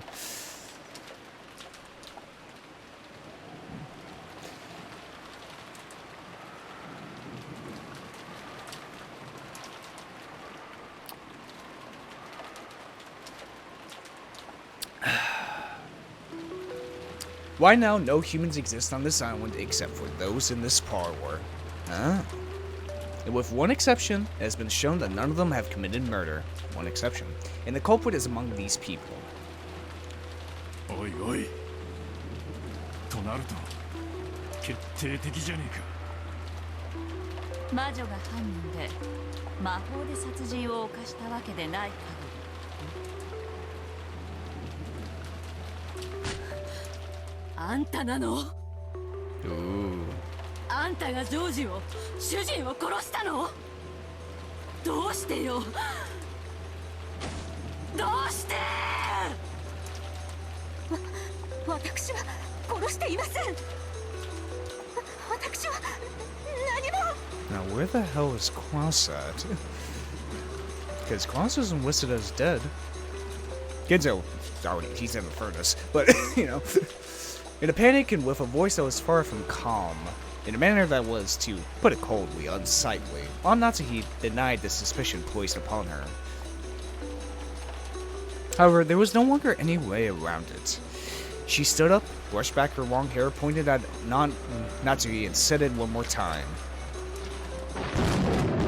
What the fuck? あなたが犯人です。 You. This bitch I've been seeing so many fucking times. 後ろ宮夏日さん。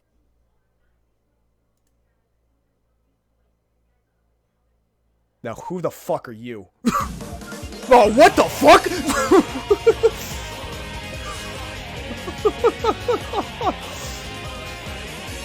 Oh shit, please don't be spoilers.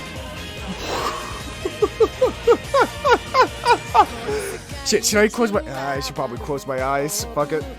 I did it last time as well. Fuck it. You guys can enjoy it. But that fucking blue hair bitch, I've seen her before. Oh, son of a bitch. Why was it set up like a detective story? Like everyone gathered in the fucking living room or whatever? Oh, shit. Is that what it is? Oh my god. That blue-haired bitch. Oh.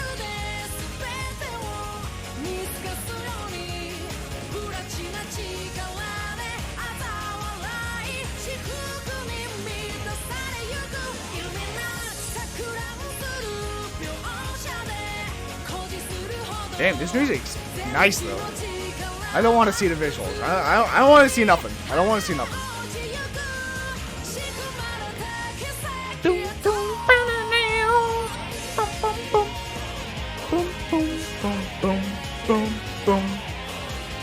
Actually, now that I think about it, I don't think I've seen any of the OPs for any of these episodes. Neither Igarashi nor Umineko, and you know what? I'm going to keep it that way. Even though I think I saw a comment that said the Answer Arcs OP didn't have any, spoilers, but better safe than sorry. I want to keep it a surprise. I want to keep it a surprise. All right, I have my eyes open now, fellas. All I saw was Welcome to You, man. That's it. All right.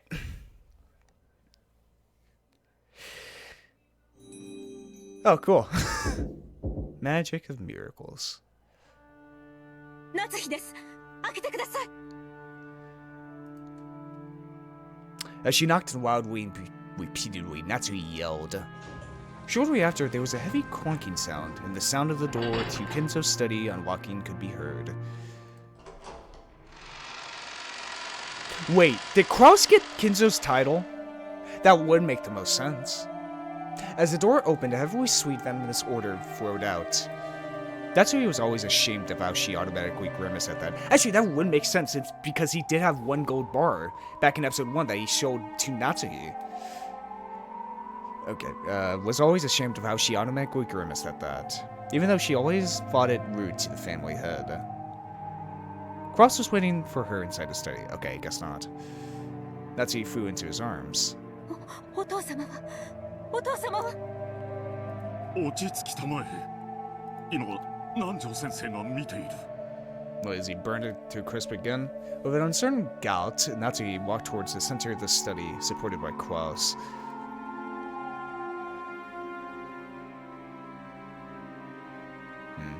Kumasawa, Genji, Nanjo. There, a dignified bed, fitting for the usual Mira family head, could be seen, along with Nanjo, Genji, and Kumasawa. Nanjo sensei. Bed, huh? お父様は After sighing deeply, Nanjo left the side of the bed. On the bed, Kinzo could be seen lying down, asleep. 大往生だ。 Ah. Okay. Now we're getting to the real shit. 金蔵さんも心残りはなかっただろう。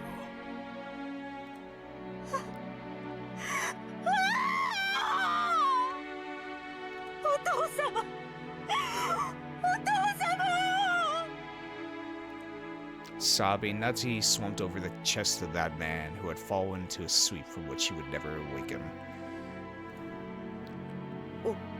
奥様どうかしっかり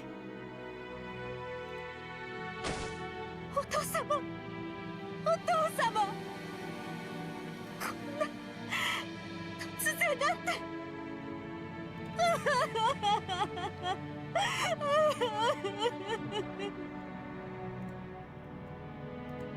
Natsuhi couldn't stop crying over the death of the man whom she had loved like a second father. Kumasawa loved Natsuhi's back, consoling her. Kraus slumped over into his late father's favorite chair. By sitting there, he might have been immersed in memories of his departed father. Or perhaps he thought that by sitting there, he might be able to understand just a bit of the madness of Kinzo's later years, which he had never been able to comprehend before. In Nanjo, just as he had when Kinzo once sat in that chair, contemplating a chess move, turned his back and looked down over the outside world through a crack in the curtains. 同じ死ぬならせめて寝込んで1年後に死亡とか。もう少ししかるべき準備の猶予期間を設けてから死んで欲しかったのに。So he died too suddenly, huh? それは逆だ。最後の瞬間までお元気だったことを喜ぶべきです。建前上はそうなるがね。Nanjo understood that as well. Ushua Mira Kinzo, who had risen like a comet and glittered like a supernova in the post-war business, had died. His funeral would probably be of a fantastic scale, and would also be the ceremony making Klaus' inheritance of the headship. He would have to arrange everything as the host of the event, carrying out funeral diplomacy perfectly, and make it clear to all that the Ushua Mira family still had enormous influence in the political and financial spheres. As Nanjo watched Klaus, he was vividly reminded of the time when Kinzo had been suddenly selected as the Ushua Mira family head. When Kinzo had been lost and confused. In this way, he was able to understand Klaus's distress and sympathize with it. Natsuhi's sobs eventually subsided. Watching this and leaving Kumasawa to care for Natsuhi as if it were a woman, Genji returned to where Klaus was. And as though asking what should be done, Genji lowered his head slightly. 手続き等は私と源氏さんでやろう。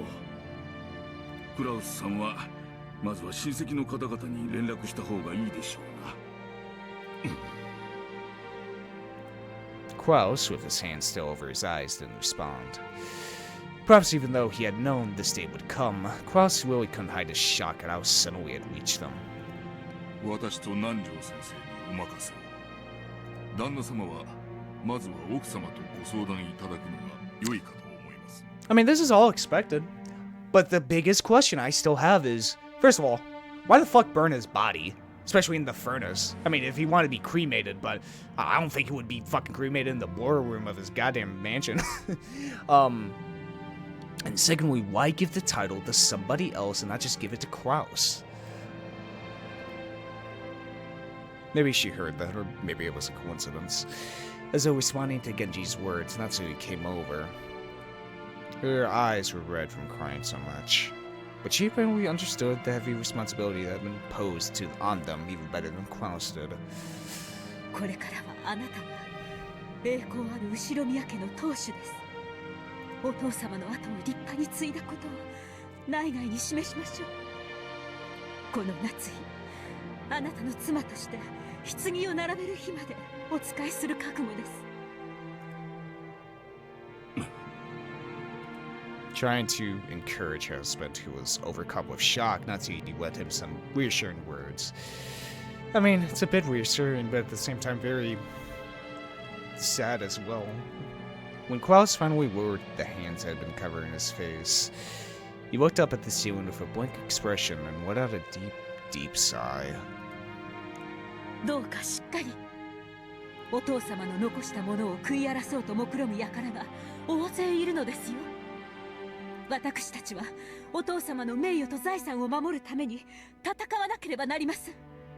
それが後宮家当主の最初の仕事ですよ。分かってる。分かっているとも。南條先生と源氏はお役所や葬儀業者への手配をお願いします。特に源氏、お父様の葬儀にふさわしいものとなるよう特に手配を頼みますよ。かしこまりました。それから南條先生、お父様は病院でお亡くなりになったわけではないので、その場合によっては解剖が入るかもしれませんな。なんとかなりませんか。亡くなったとはいえお父様の大切なお体です。傷をつけるなど耐えられることではありません。 Jeez, Natsuhi. 気持ちはわかる。 I mean, I get it, but it's very, you know, kind of obedient still. I guess maybe that's just the respect it's been instilled within her, or by her own admission. だがそういうところをきっちりすることも大切だ。それにこう言ってはなんだが、難しい親族の方々が多いんじゃないかね。 Who knew how those vultures after the inheritance might try to find fault with them? They might claim to have found some reason to suspect the cause of death, using that as a point of contention to start some trouble. Right now, it was important not only to pay Kinzo's remains the respect they were due, but also to solidify the position of the new family head, Klaus. わかりました。必要最小限にお願いします。間違ってもお父様の威厳が損なわれるようなお姿にしないように。それは大丈夫だ。安心しなさい。とにかく金蔵さんのことはわしらに任せて、夏日さんはクラウスさんのそばにいてあげなさい。これからが大変なんだから。分かっています。あなたもどうかしっかり。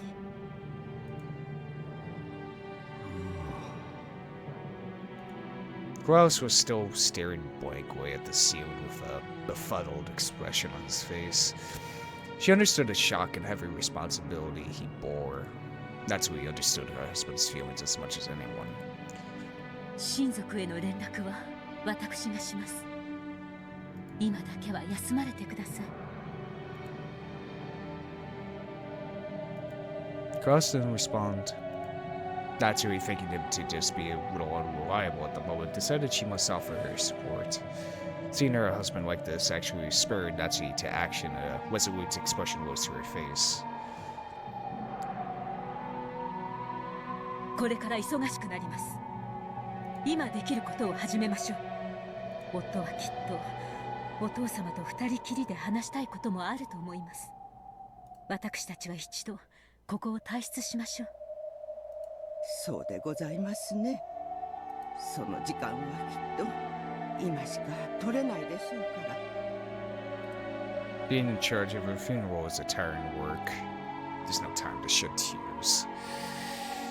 If Klaus were ever to be given time to cry for his dead father, that time would have to be now.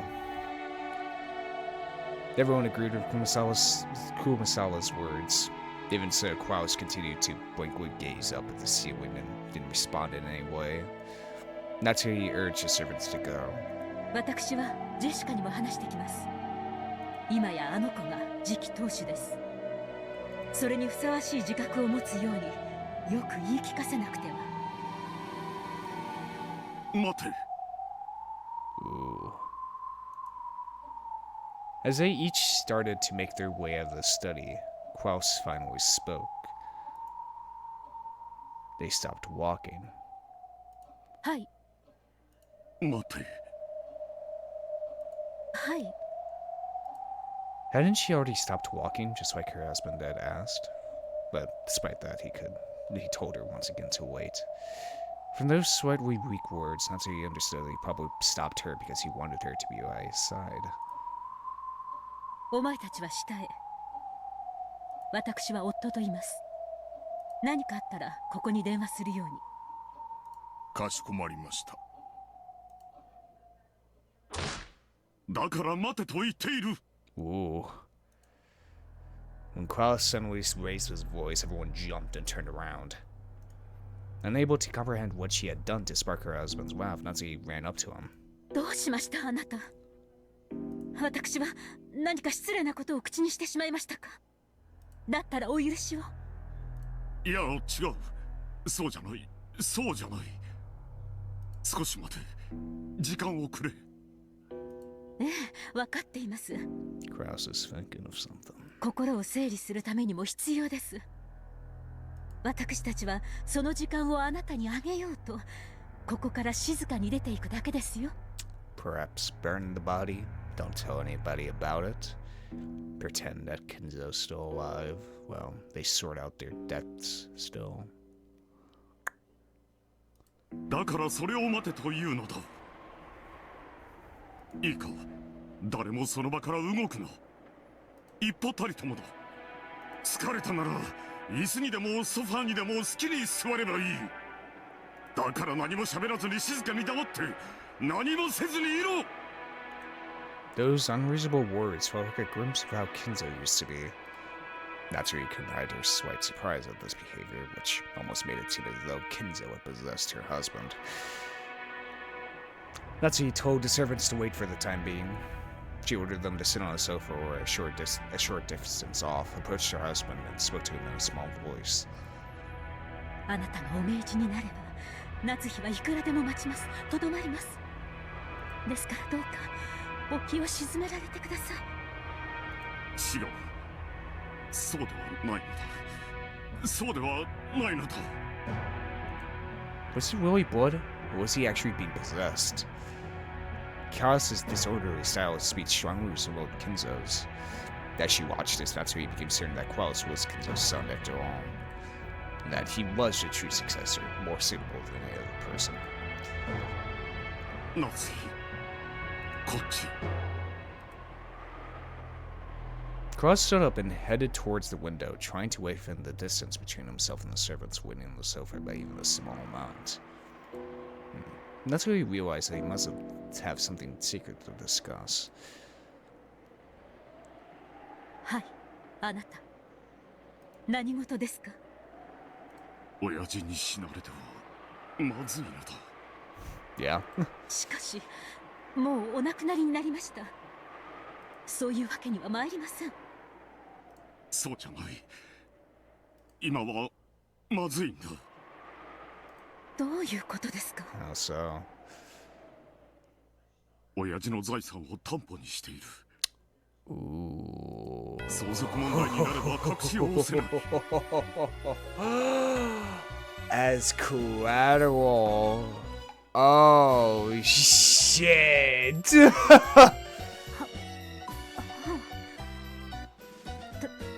担保ですか？いかほど？メロディーランドの時近藤君を応援したことがあっただろう。あの方とは縁を切れと申し上げたじゃありませんか。私には断ったと言ったはず。どうして？男の義理というものがある。断れなかった。 Cross claimed to hold honor as a virtue.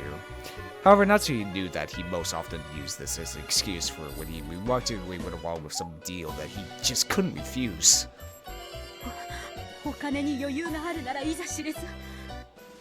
この島のリゾート計画でかなりの借金をされたのではありませんでしたか？ああ、したさ。方々で恩人に世話になったのだ。それらを返済するためにも座しているわけにはいかない。返済するためには金がいる。金を生むためには金がいる。金がなければ始まらない。この島の計画だって企画会社がおかしなことにならなければ順調だったのだ。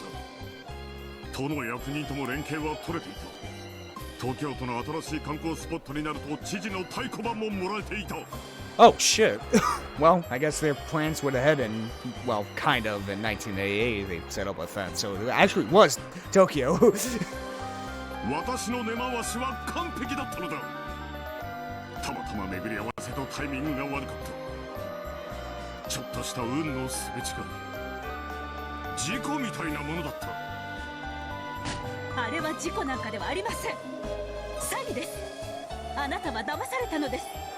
初めから彼らはこの島のリゾート計画など描けていなかったのです。そんなことはないぞ。土方君のビジョンは先見性にあふれていた。世界と未来に目を向けた広大な視野は私が夢だと信じていたものなど猫の額ほどの広さしかないことを教えてくれた。Oh, you bet on the long horse, Klaus. 夢が広がる。世界に未来に。夏日も一緒に聞いていただろう。ええ、聞いていました。そしてお帰りになられた後に申し上げたはずです。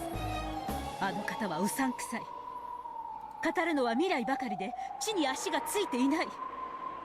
これ以上お付き合いしてはならないと。土方君は立派な好青年だ。彼の生き様からは学ぶことも多いぞ。彼は若いが尊敬できる。彼のことを侮辱することは許さんぞ。あなたは同じことを月旅行の時にもおっしゃいました。 Moon terrorism. 先見性がある、未来がある、夢があると連呼され、その挙句はいかがでしたか。荒唐無稽な話だったとあなた自らがお認めになったではありませんか。 Don't tell me Cross actually fucking invested in a moon tourism back in the 1980s. 私はNASA の高官とか名乗るおかしな男が現れた頃からこれは絶対におかしいと確信しておりました。俺はあの外国人が国際的な詐欺師だったに過ぎない。あの件については私も曽根崎氏も被害者だ。彼の先見性は今をもって間違っていない。将来必ず世界の大富豪が宇宙旅行をたしなむ時代が訪れる。Yeah, in the future, not in the 1980s. そしてその最初の事業を民間医者によって独占されるだ。着眼点は間違っていない。それを利用して世界中の投資家を騙している国際的な詐欺集団がいて、曽根崎という男もその一味だったと申し上げているのです。あなたはどこまでお人よしなのですか。どうしていつもうさんくさい話を疑いもせずに乗ってしまうのですか。 Look, Natsuhi, every time that a pop-up comes up on my PC that says I'm a one-way visitor, I have to click on it. You don't understand, Natsuhi. It's a perfect investment. 訂正しろ。曽根崎氏は優秀な未来ある男だ。うさんくさくなどない。彼の語る夢は未来を先取りしているからこそ、それが見えるものには妄想にしか見えんだけだ。I don't know, there's something called a foundation, Klaus. 女のお前には未来など見えん。 Oh boy. ええ、女の私には未来など見えません。でも現在なら見えます。私の目の前で狡猾な二枚舌の詐欺師たちに丸め込まれ騙されてなお妄信している哀れな夫の姿なら見ることができます。言ったまれ。お前には金持ち業も経済も何もわからん。夫の仕事に口は出すな。妻は家事だけをしてればいい。Oh jeez. お前は黙っていろ。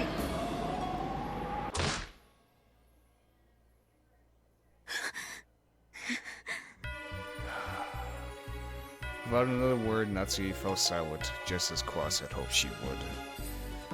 She was already far beyond anger and sadness. The emotion that weighed on the other side of those was an almost indifferent pity. Klaus, who had been in awe of Kinzo since he was very young, had started to subconsciously admire the way his father lived. Without realizing it, he had come to believe that he could only be recognized as a man in his own right if he surpassed his father. However, Kinzo had been a mad genius, the likes of which had never before been seen in the Ushiro-Miura family's long history. The talent was a gift from heaven, and it definitely wasn't genetic, much less something that could be learned. Jeez. To give the two of them a chance to talk alone, Natsuhi told the servants not to tell anyone about Kinzo's death, and they left the room for the time being. Wow.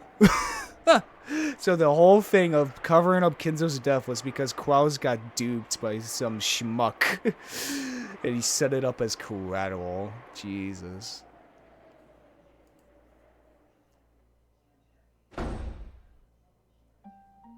Then she invited Klaus to her bedroom and made him tell her everything about their current financial situation. These were things that Natsuhi had been told about, under the assumption that a woman had no business knowing.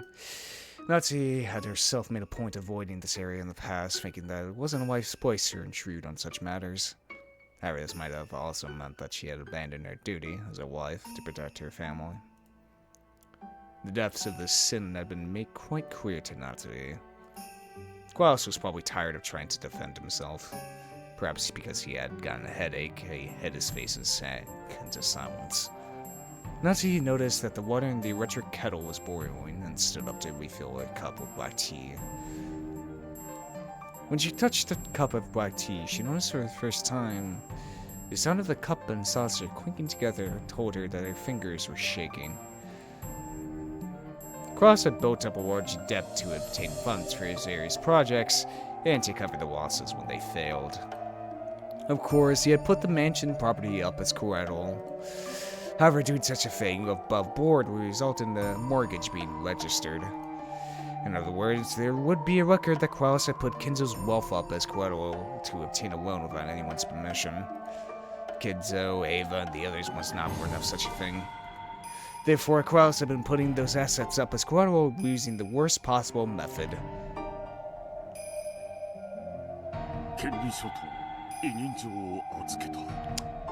Dude. He signed over the deeds and power of attorney? What Klaus was saying probably meant that he had, in essence, signed away the rights to his assets. If these assets had been used as collateral for a loan, then Klaus would still have some leeway under the wall. He would have to deal with a bank, which would have absolutely no compassion, but they would be able to work something out within the rules set by society. However, signing away the deed and power of attorney was a whole different story. In other words, even the mansion they were living in, if the person holding the deed were to decide to ignore his agreement with Klaus and sell the mansion to a third party right this moment, they would have no recourse whatsoever. Well, shit. Far from using collateral for a loan, this was basically the same as selling their house to borrow money. God, Klaus. つまり後宮家の生殺与奪は金貸したちの手に委ねられていたわけですね。 Jesus, man. Signed over the assets and power of attorney. Gee. 彼らがほんのわずかの気まぐれを起こして突然この家を売り払ったら私たちは今すぐにも荷物をまとめ出て行かなくてはならないということですね。 Christ, no wonder Natsuhi has fucking constant headaches and a cabinet full of aspirin. 理屈上はそうだ。だが、取引の相手はいずれも社会的信用のある人物ばかりだ。Yeah, definitely. サラ金じゃないぞ。経済人同士の信用取引だ。Yeah, honor doesn't really work nowadays, Klaus. This ain't, the Sengoku era. 私も相手を信用している。Is that the right era for the samurai? Whatever. 相手だって私に金を貸すことで私が大きな事業を成功させ投資した額が大きくなって帰ってくることを信用している。委任状を預けたのは私の誠意と事業の絶対の成功を疑わないからだ。ここで渋ったらどうなる？自分の事業に自分で自信が持てないことになるだろう。If you were such a successful businessman, we wouldn't be in debt now, would we? Natsuhi only barely stopped herself from saying that. お父様は亡くなりました。するとどうなりますか？あなたの借金が白日の元となり、他の兄弟たちに咎められることになるわけですか？それだけでは済まない。多分刑事訴訟にも及ぶだろう。Yeah, fraud. 刑事訴訟？どうしてですか？君は知らない方がいい。とにかく絶対にこのことを誰にも知られてはならぬと。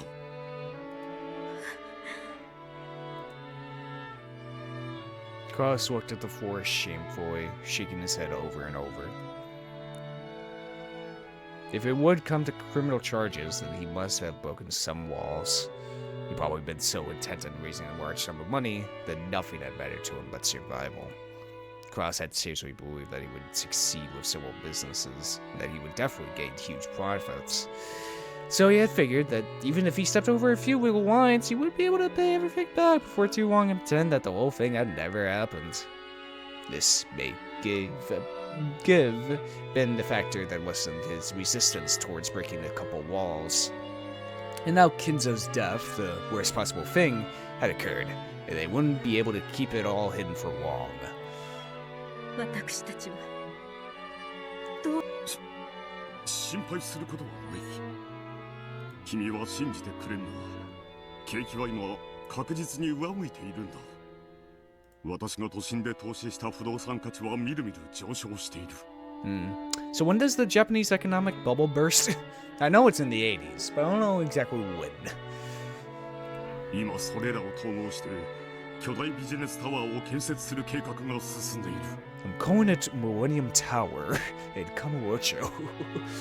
これは私のこれまでの投資の中で最も確実で最も大きな成功をしているものだ。ただそれは身をつけるのにまだ時間をかける。絶対に確実だが今すぐというわけではないのだ。その事業の成功は借金を返済するに足りるものですか？もちろんだと思う。これまでの借金を全て帳消しにできる。だから信じてくれ。もう少しだけ時間が欲しいんだ。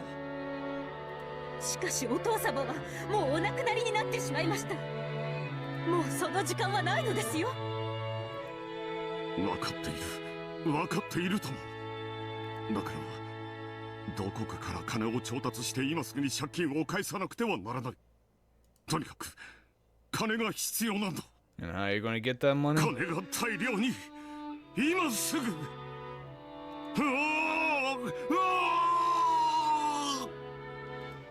As Klaus roared and clutched at his head, he writhed about as if in pain.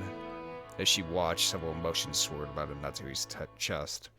Her emotions conflicted as she felt pity for her husband, while also feeling that he was a fool. Fair enough. Very fair. And yet, she felt a mixture of resentment and regret towards her own irresponsibility in letting her husband run wild for so long. Even if this day hadn't come, it should have been clear that they were in a very critical situation. And yet, he had curiously waited for this moment to come, and was now writhing about. Her husband was so foolish and so pitiful. It would be easy to let herself get fed up with this. However, she was his wife. For a wife, ridiculing her husband as a fool would conflict with her responsibilities. If he was a fool, then she would have to support him enough to compensate. However, she didn't have a clue what she should do. Since there had been such a massive amount of money within arm's reach, it was only natural that Klaus had tried to dip his hands into it. It would also be easy to tell him to be a man and give up on all of it. But that would also run in conflict with her responsibilities. She was Ushio Mira Natsuhi. The woman who had become Klaus's wife and sworn to support him, the new head of the Ushio Mira family for her whole life. She had to somehow help her husband in his efforts to raise money. She understood it logically, but she couldn't suppress the indescribable dejection that seemed to rise up from the dark depths of her heart. そうだ。親父の隠し黄金。10トンの黄金なら200億の価値がある。あれさえあれば。そうそう。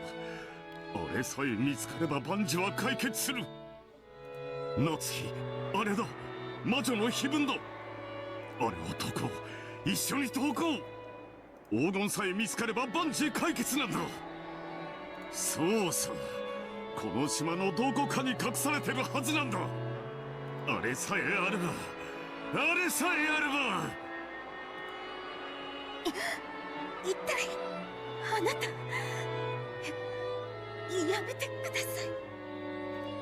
Klaus, acting as excited as if he thought up a perfect brilliant plan, grasped Natsuhi's upper arm sideways. Natsuhi couldn't help but be dumbfounded. She wasn't just taken aback because she heard him bring up something as fake sounding as the hidden gold. This was Klaus, who usually mocked the story of the hidden gold, saying that it didn't exist and that it was all an illusion his father had created to borrow a lot of money. That was why Natsuhi was doubtfully taken aback. そうだ。ジェシカにも協力してもらう。 Well, when you have a man at his wit's end, he'll go at anything. 子供の感性でなら解けることもあるかもしれない。今は一家の一大事なんだ。みんなで協力し合わなくてはならない。そうだ、あんなの親父が作った気まぐれな謎なんだ。解けるはずさ、解けないはずがないんだ。それしかないんだ。ああ、夏日、本当によかった。まだ手は残っていたんだよ。こんなに身近に。この島に黄金はある。それさえあれば万事解決なんだ。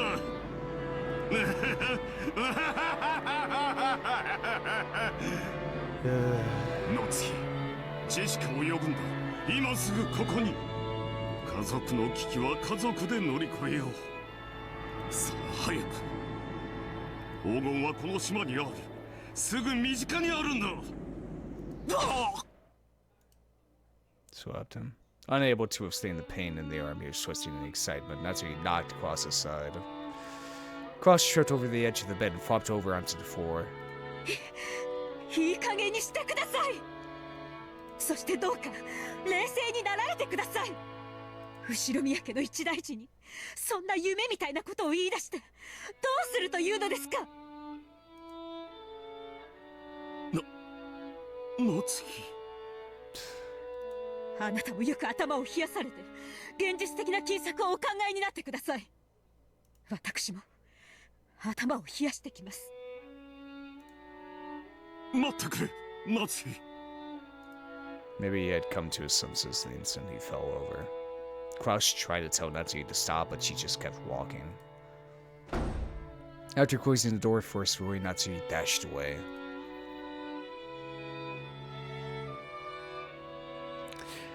It's like, I have a feeling it kind of is similar to Higarashi's answer arcs as well. As we're, I guess in answer arcs we did see the perspectives of the particular, I guess, culprits within those episodes. Here, we're kind of doing the same thing, except for a new light. You know, in episode 1 we also saw, you know, how Natsuhi became what she became, you know, as usual Mira Natsuhi. And so we're seeing it through a different light. The truth, perhaps, maybe, finally. With her husband being a fool. A fool who tries to invest in dreamlike business ventures. Natsuhi ran through the corridor. Even though she didn't want anyone to see her like this, she ran headlong into Genji. 大変失礼いたしました。奥様、お怪我はございませんか？私は大丈夫です。放っておきなさい。かしこまりました。あ、源氏、お父様の書斎はどうなっていますか？そのままにしております。南條先生は客間におられますが。そうですか。書斎の鍵は持っていますか？はい、ございます。お貸しなさい。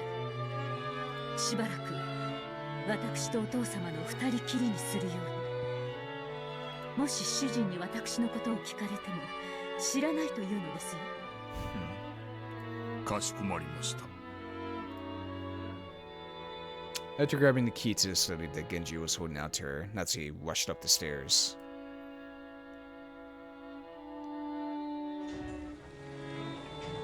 She then flew into the study. Finally let out a wail and cried.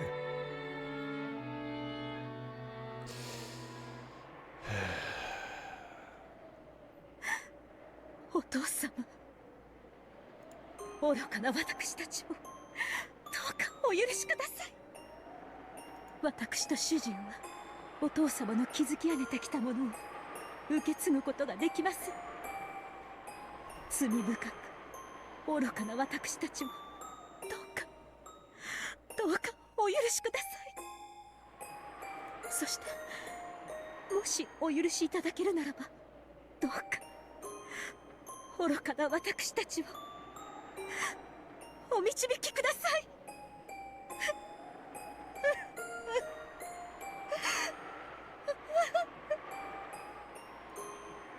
clinging to Kinzo as he slept in the bed, Natsuhi cried even harder.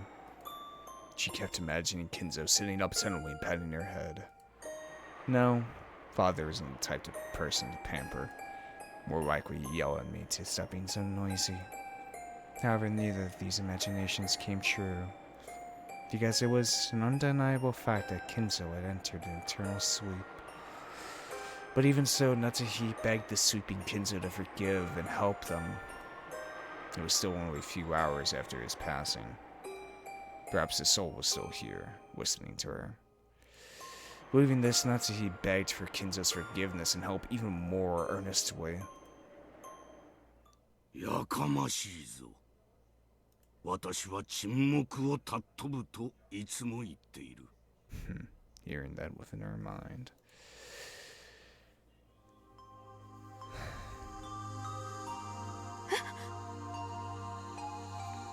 That voice made Natsuhi jump up in surprise. Ooh.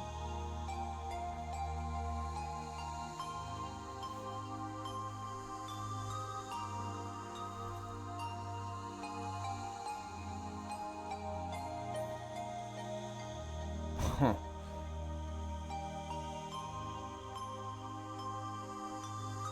Whoa. When she faced in the direction that the voice had come from, she saw Kinzo sitting at the study desk, holding up his wooden glasses. またクラウスと喧嘩をしたのか。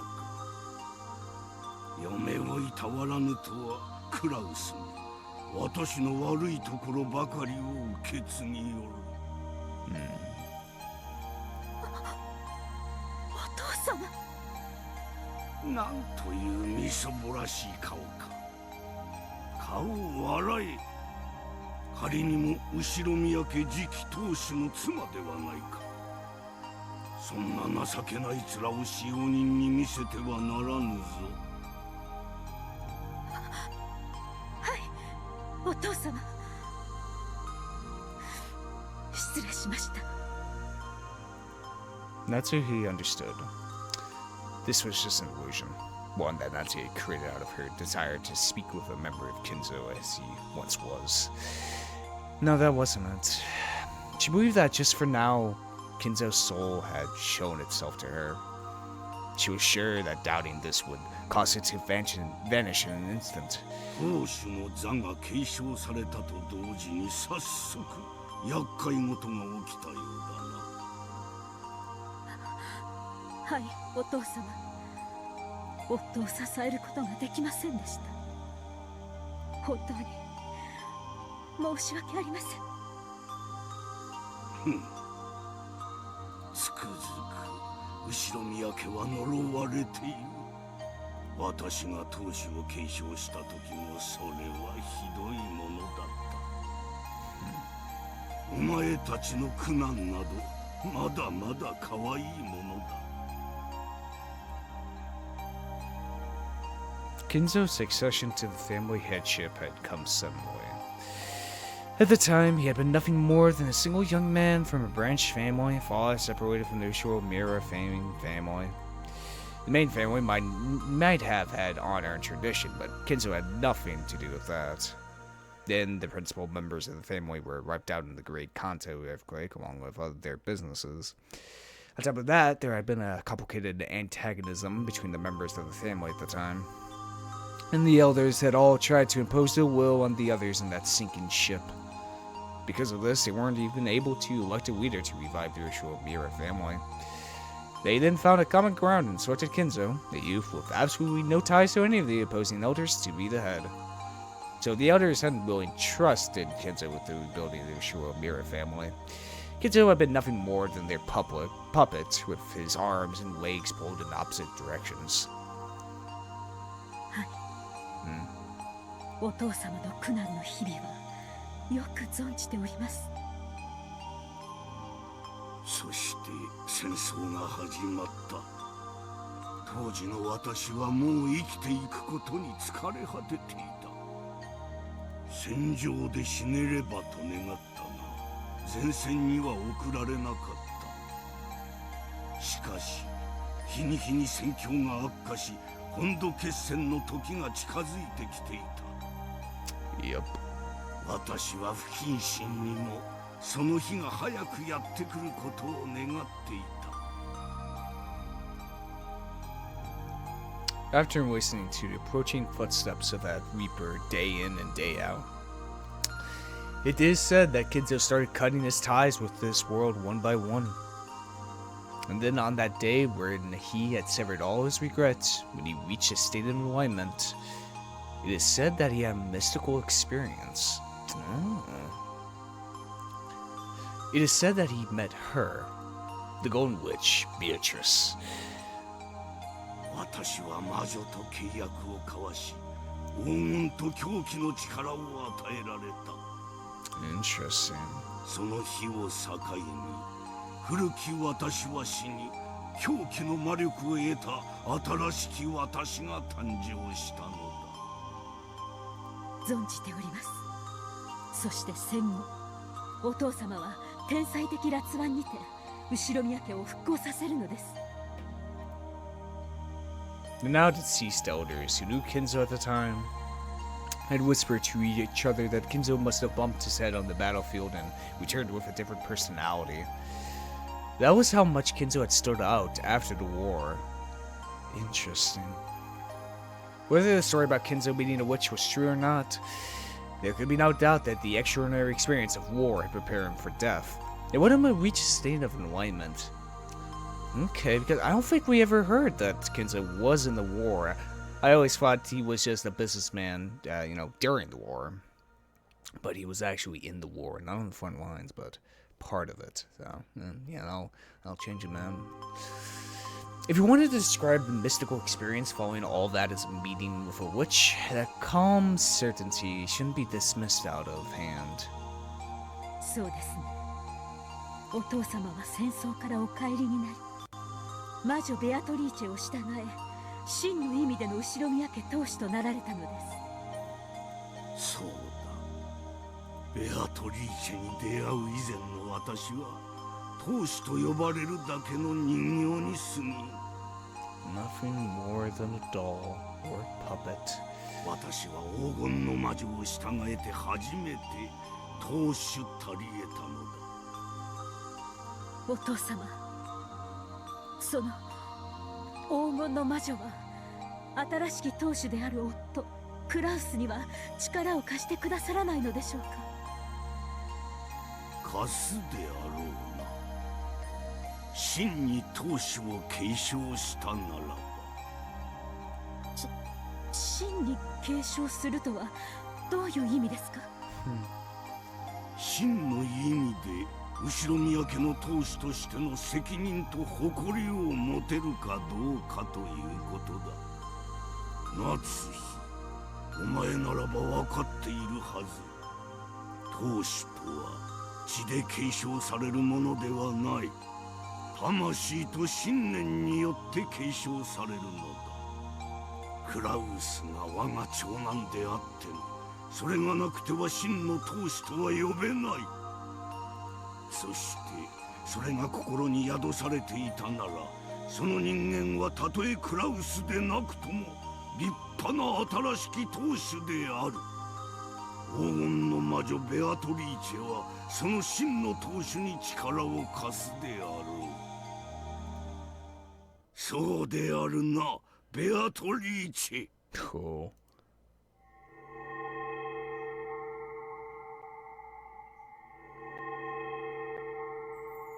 When Kinzo called the witch's name, gold butterflies seethed out of every corner of the room. This fantastical scene had an otherworldly beauty to it. It was like standing in the midst of a blizzard of golden flower petals being blown about a rose garden of gold. As Natsuhi stared at this scene in shock, the gold butterflies gathered and formed a human shape.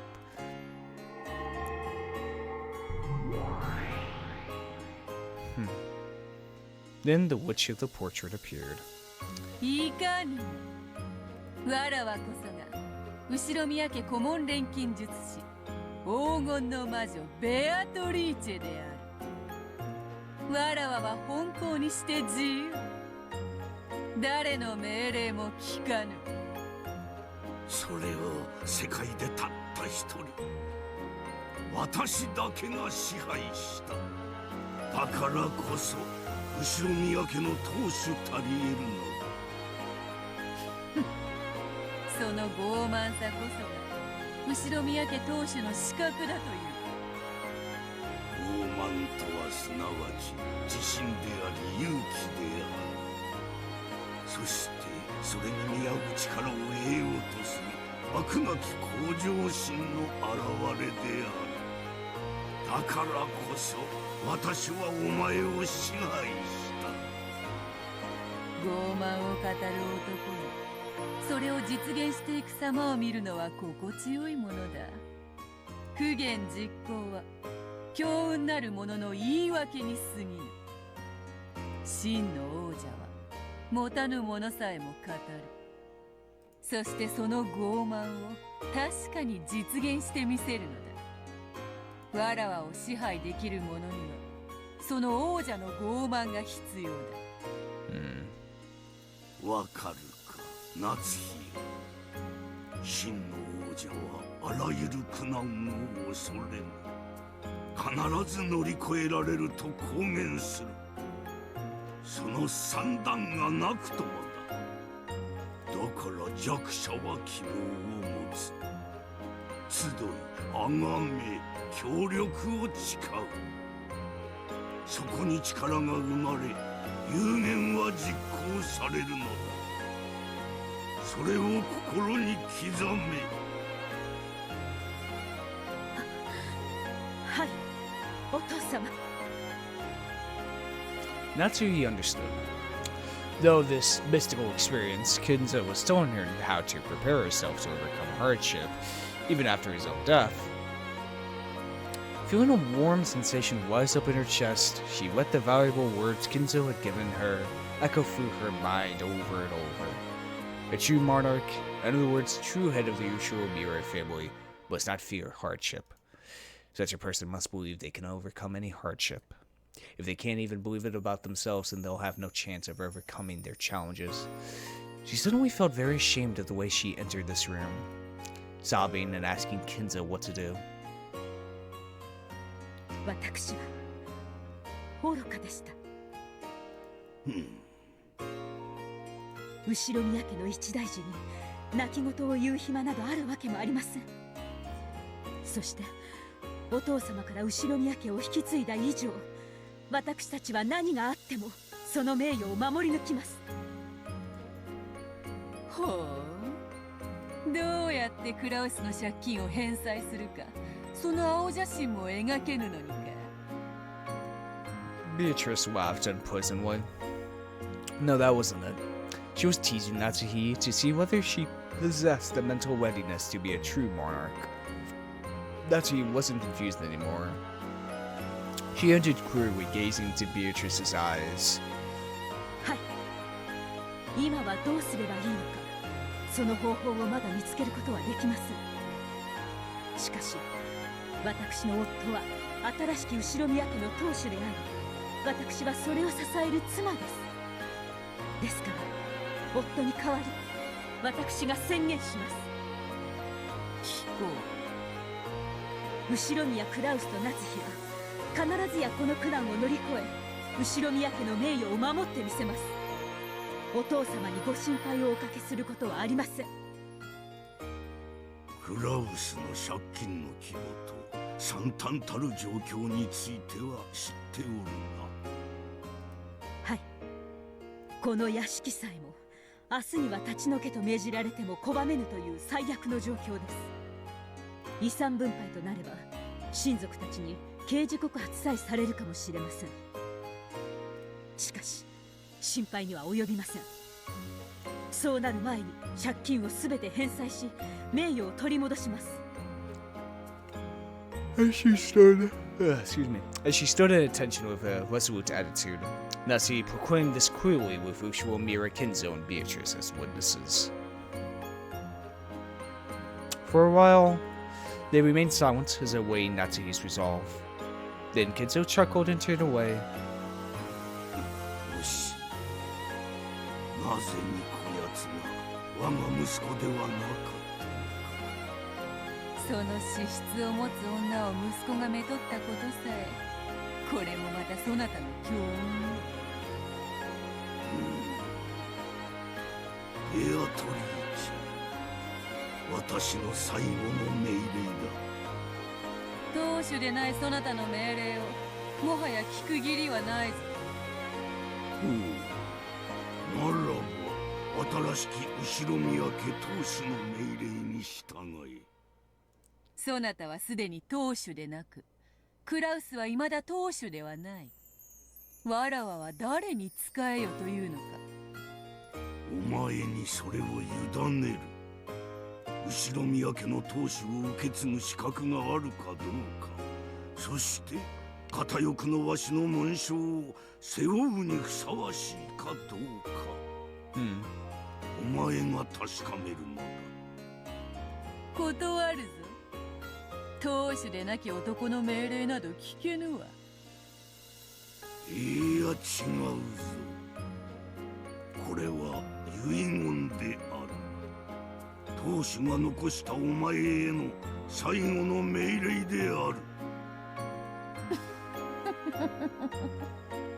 ならば従わぬわけにはいかぬか。わらわもつくづく付き合いがよい。違うな。ほう、興味を持ったからであろう。つくづくそなたには隠し事ができんな。夏はい、お父さん。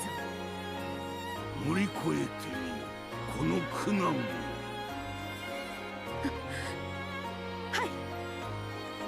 That might have seemed like a mere response to Natsuhi, but to Kinzo and Beatrice, it seemed to be something of much greater significance. Beatrice nodded deeply, and with emotion as eloquent as distressed, she bowed deeply before Natsuhi. 後ろ宮家顧問錬金術師、黄金の魔女ベアトリーチェ、ここに後ろ宮家の苦難を再び乗り越えるため、そなたの力となろうぞ。ありがとう。あなたの力が必要です。私たちは必ずこの苦難を乗り越えます。Just like Angie with Sakatoru Mammon, we have Natsuhi with Beatrice. そのために助力は惜しまぬが、先に断らねばならぬ。かつて金蔵の窮地を救ったように、そなたに再び莫大な黄金を与えれば、この度の苦難は解決することは分かっている。しかしそれはできぬ。そうですか。すまんな、夏。ベアトリーチェの黄金は私一代限りという契約なのだ。そしてそれを受け継ぐためには魔女の碑文を解かねばならぬのが取り決め。黄金は碑文にて封じられている。だからそれを解けぬ限り、そなたに黄金の魔法は与えられぬ。わかりました。ならば他の方法でこの窮地を脱する方法を模索しましょう。主人は時間をかけるとは言っていますが、必ず借金は返済できると言っています。そのための時間を得ることができれば、この苦難は乗り越えられます。よいぞ、夏日。続け。しかし金蔵はもう死んでいるぞ。医者と使用人は葬儀の準備。そなたは親族たちにその連絡だ。そなたは自らその金策の猶予時間を終わらせる宣言をすることになる。自ら刃を下ろす断頭台も愉快なものよ。Startled, Natsuhi looked up at the ceiling. There wasn't actually anything there, but even so, Natsuhi had found something. 降りたか、魔力夏日、決まった。わらわに望む奇跡の魔法。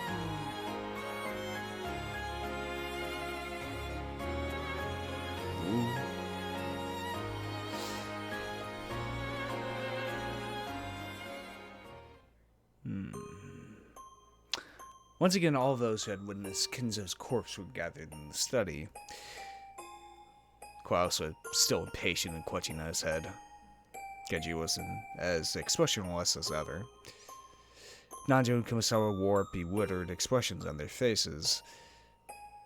But in stark contrast to all of them, Natsuhi wore an resolute expression. あなたにもう一度お尋ねします。金策は間違いないのですね。1年、いや、せめて半年あれば必ず実る計画なんだ。しかし、今すぐにはどうしても無理なのだ。I'm telling you, AOL is going to be fucking big, okay? I tell you.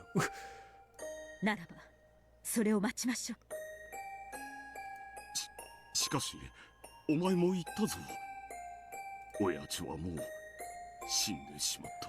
Is Natsuhi the one come up with burning his body? お父様はお亡くなりになどなっていませんよ。まだこうしてご健在であられます。Ho ho. When Natsuhi said this, everyone jumped and looked up. Because they easily understood what those words meant. However, Cross alone didn't get it right away and asked her. それはどういう意味だね。親父はもう現にそこに。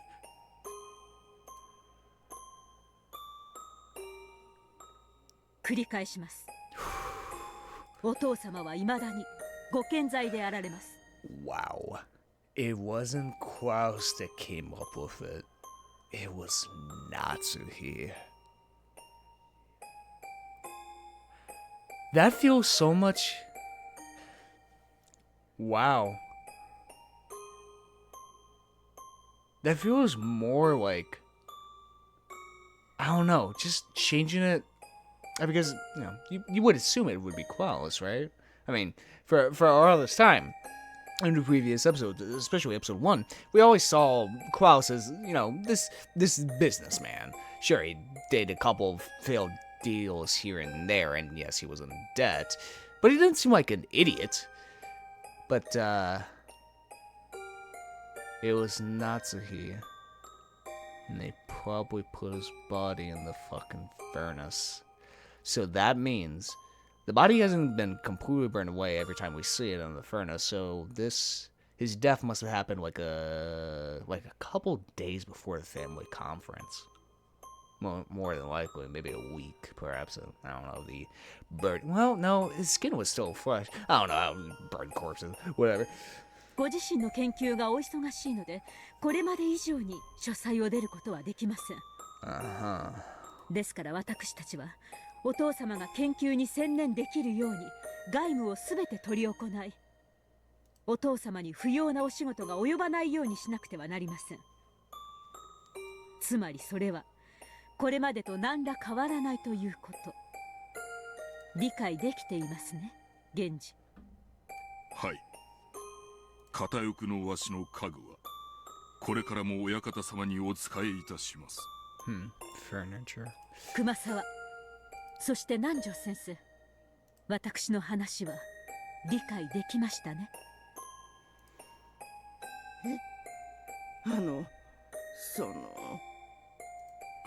それでいいのかね、夏井さん。お父様は確かに今日お亡くなりになったかもしれません。しかし今この場にいる私たち全員が信じることでお父様を蘇らせる魔法を使うことができます。無理ですよ、奥様。そんないくらなんでも。解剖すれば死亡時期を特定される。不審がられることは避けられん。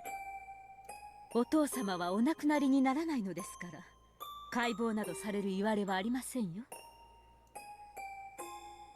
Of course, she wasn't planning to make it seem like Kinzo would live forever. The fake life given to Kinzo would only last until Klaus could repay his debts. After that, Kinzo's soul would finally be able to rest in peace.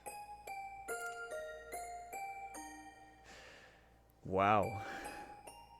It's so interesting.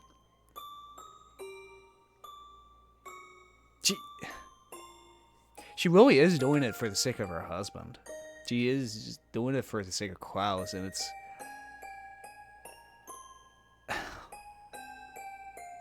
it's so weird because you can understand it, you know? Like, you feel that sort of pity and, kind of,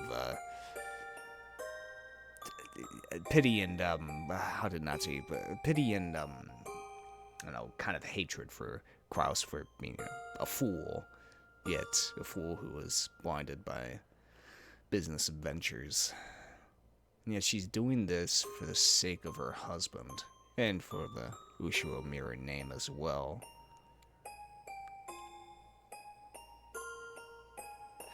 Wow. It's a very, it's a very classic trope in murder mysteries, you know? Like, oh, it turns out the head has always been dead from the beginning, and, you know, the ones who set it up did for evil purposes or anything like that, but, it's very interesting to see it in a much more, like, understandable light, you know? Just enough time to make it so that, you know, Klaus can make his money back. Just a little time, that's it. After that, Kinzo's soul would finally be able to rest in peace. Nanjo repeatedly said that the time of death would be discovered during the autopsy, but Natsuhi kept saying that this wouldn't be a problem. お父様は死亡届によってお亡くなりになるのではありません。そうか。失踪届か。 But here's the thing, you know, you're putting the body in the furnace. How, you know, when he's dead, when you claim that no, he's dead, how are you going to like produce a body? After clapping his hands together, Klaus stood up, shaking his fists. そうです。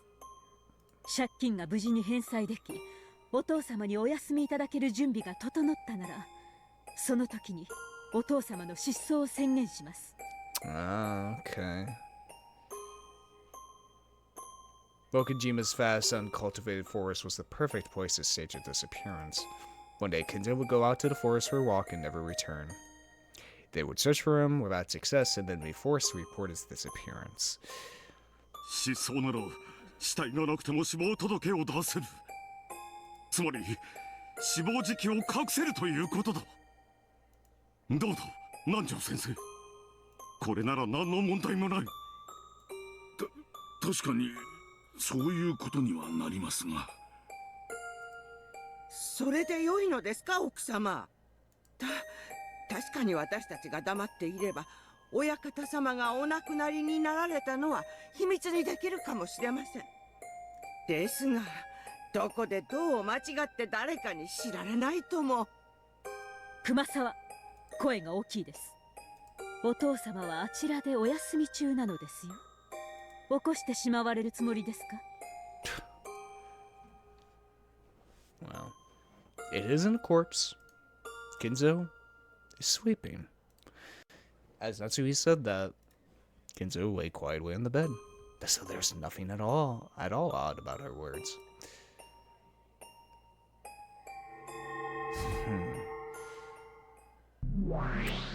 Meanwhile... Oh well, never mind. さあさあ思い出してごらんなさい。そなたがどんな姿をしていたのか、そなたがどんな日々を謳歌していたのか。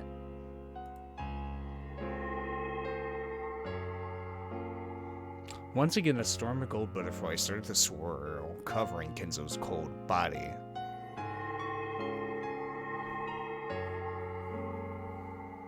Then, after the butterflies exploded into fine gold powder and disappeared, just like those fairy tales that had been told over and over since long ago, Kinzo slowly opened his eyes and sat up. お父様。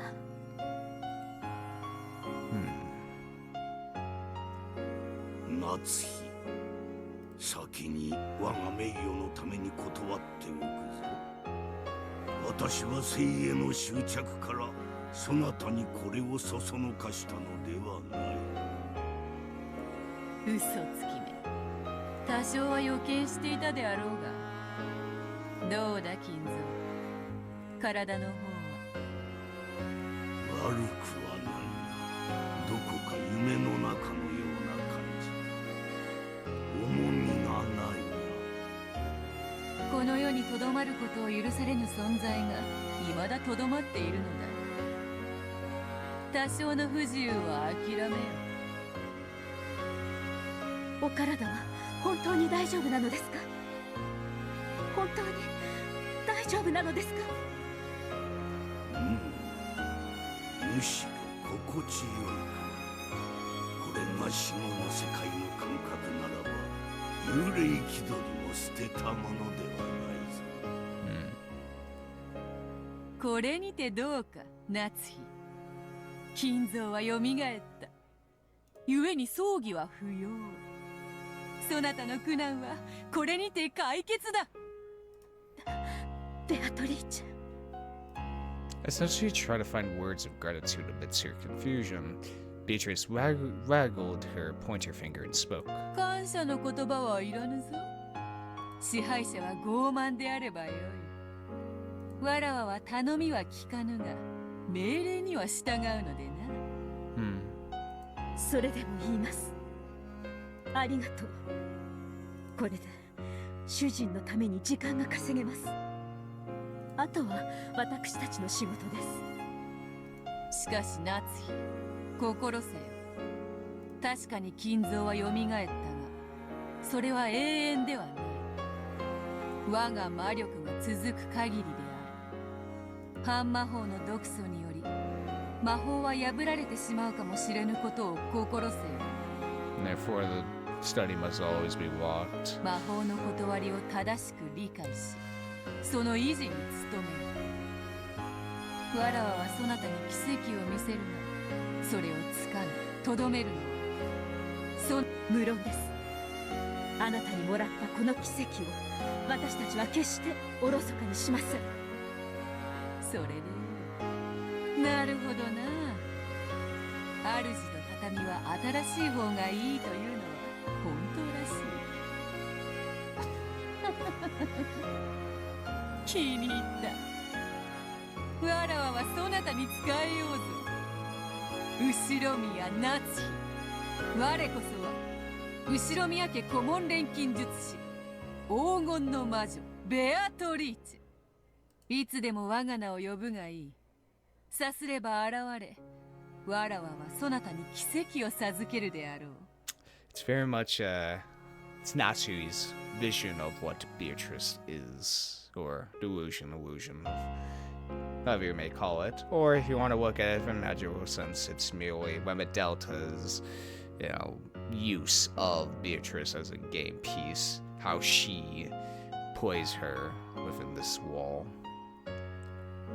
ありがとう。私は後ろ宮夏日。There are multiple different interpretations, multiple different ways, multiple different truths, you say. あなたを刺激し、後ろ宮家の名誉を守ります。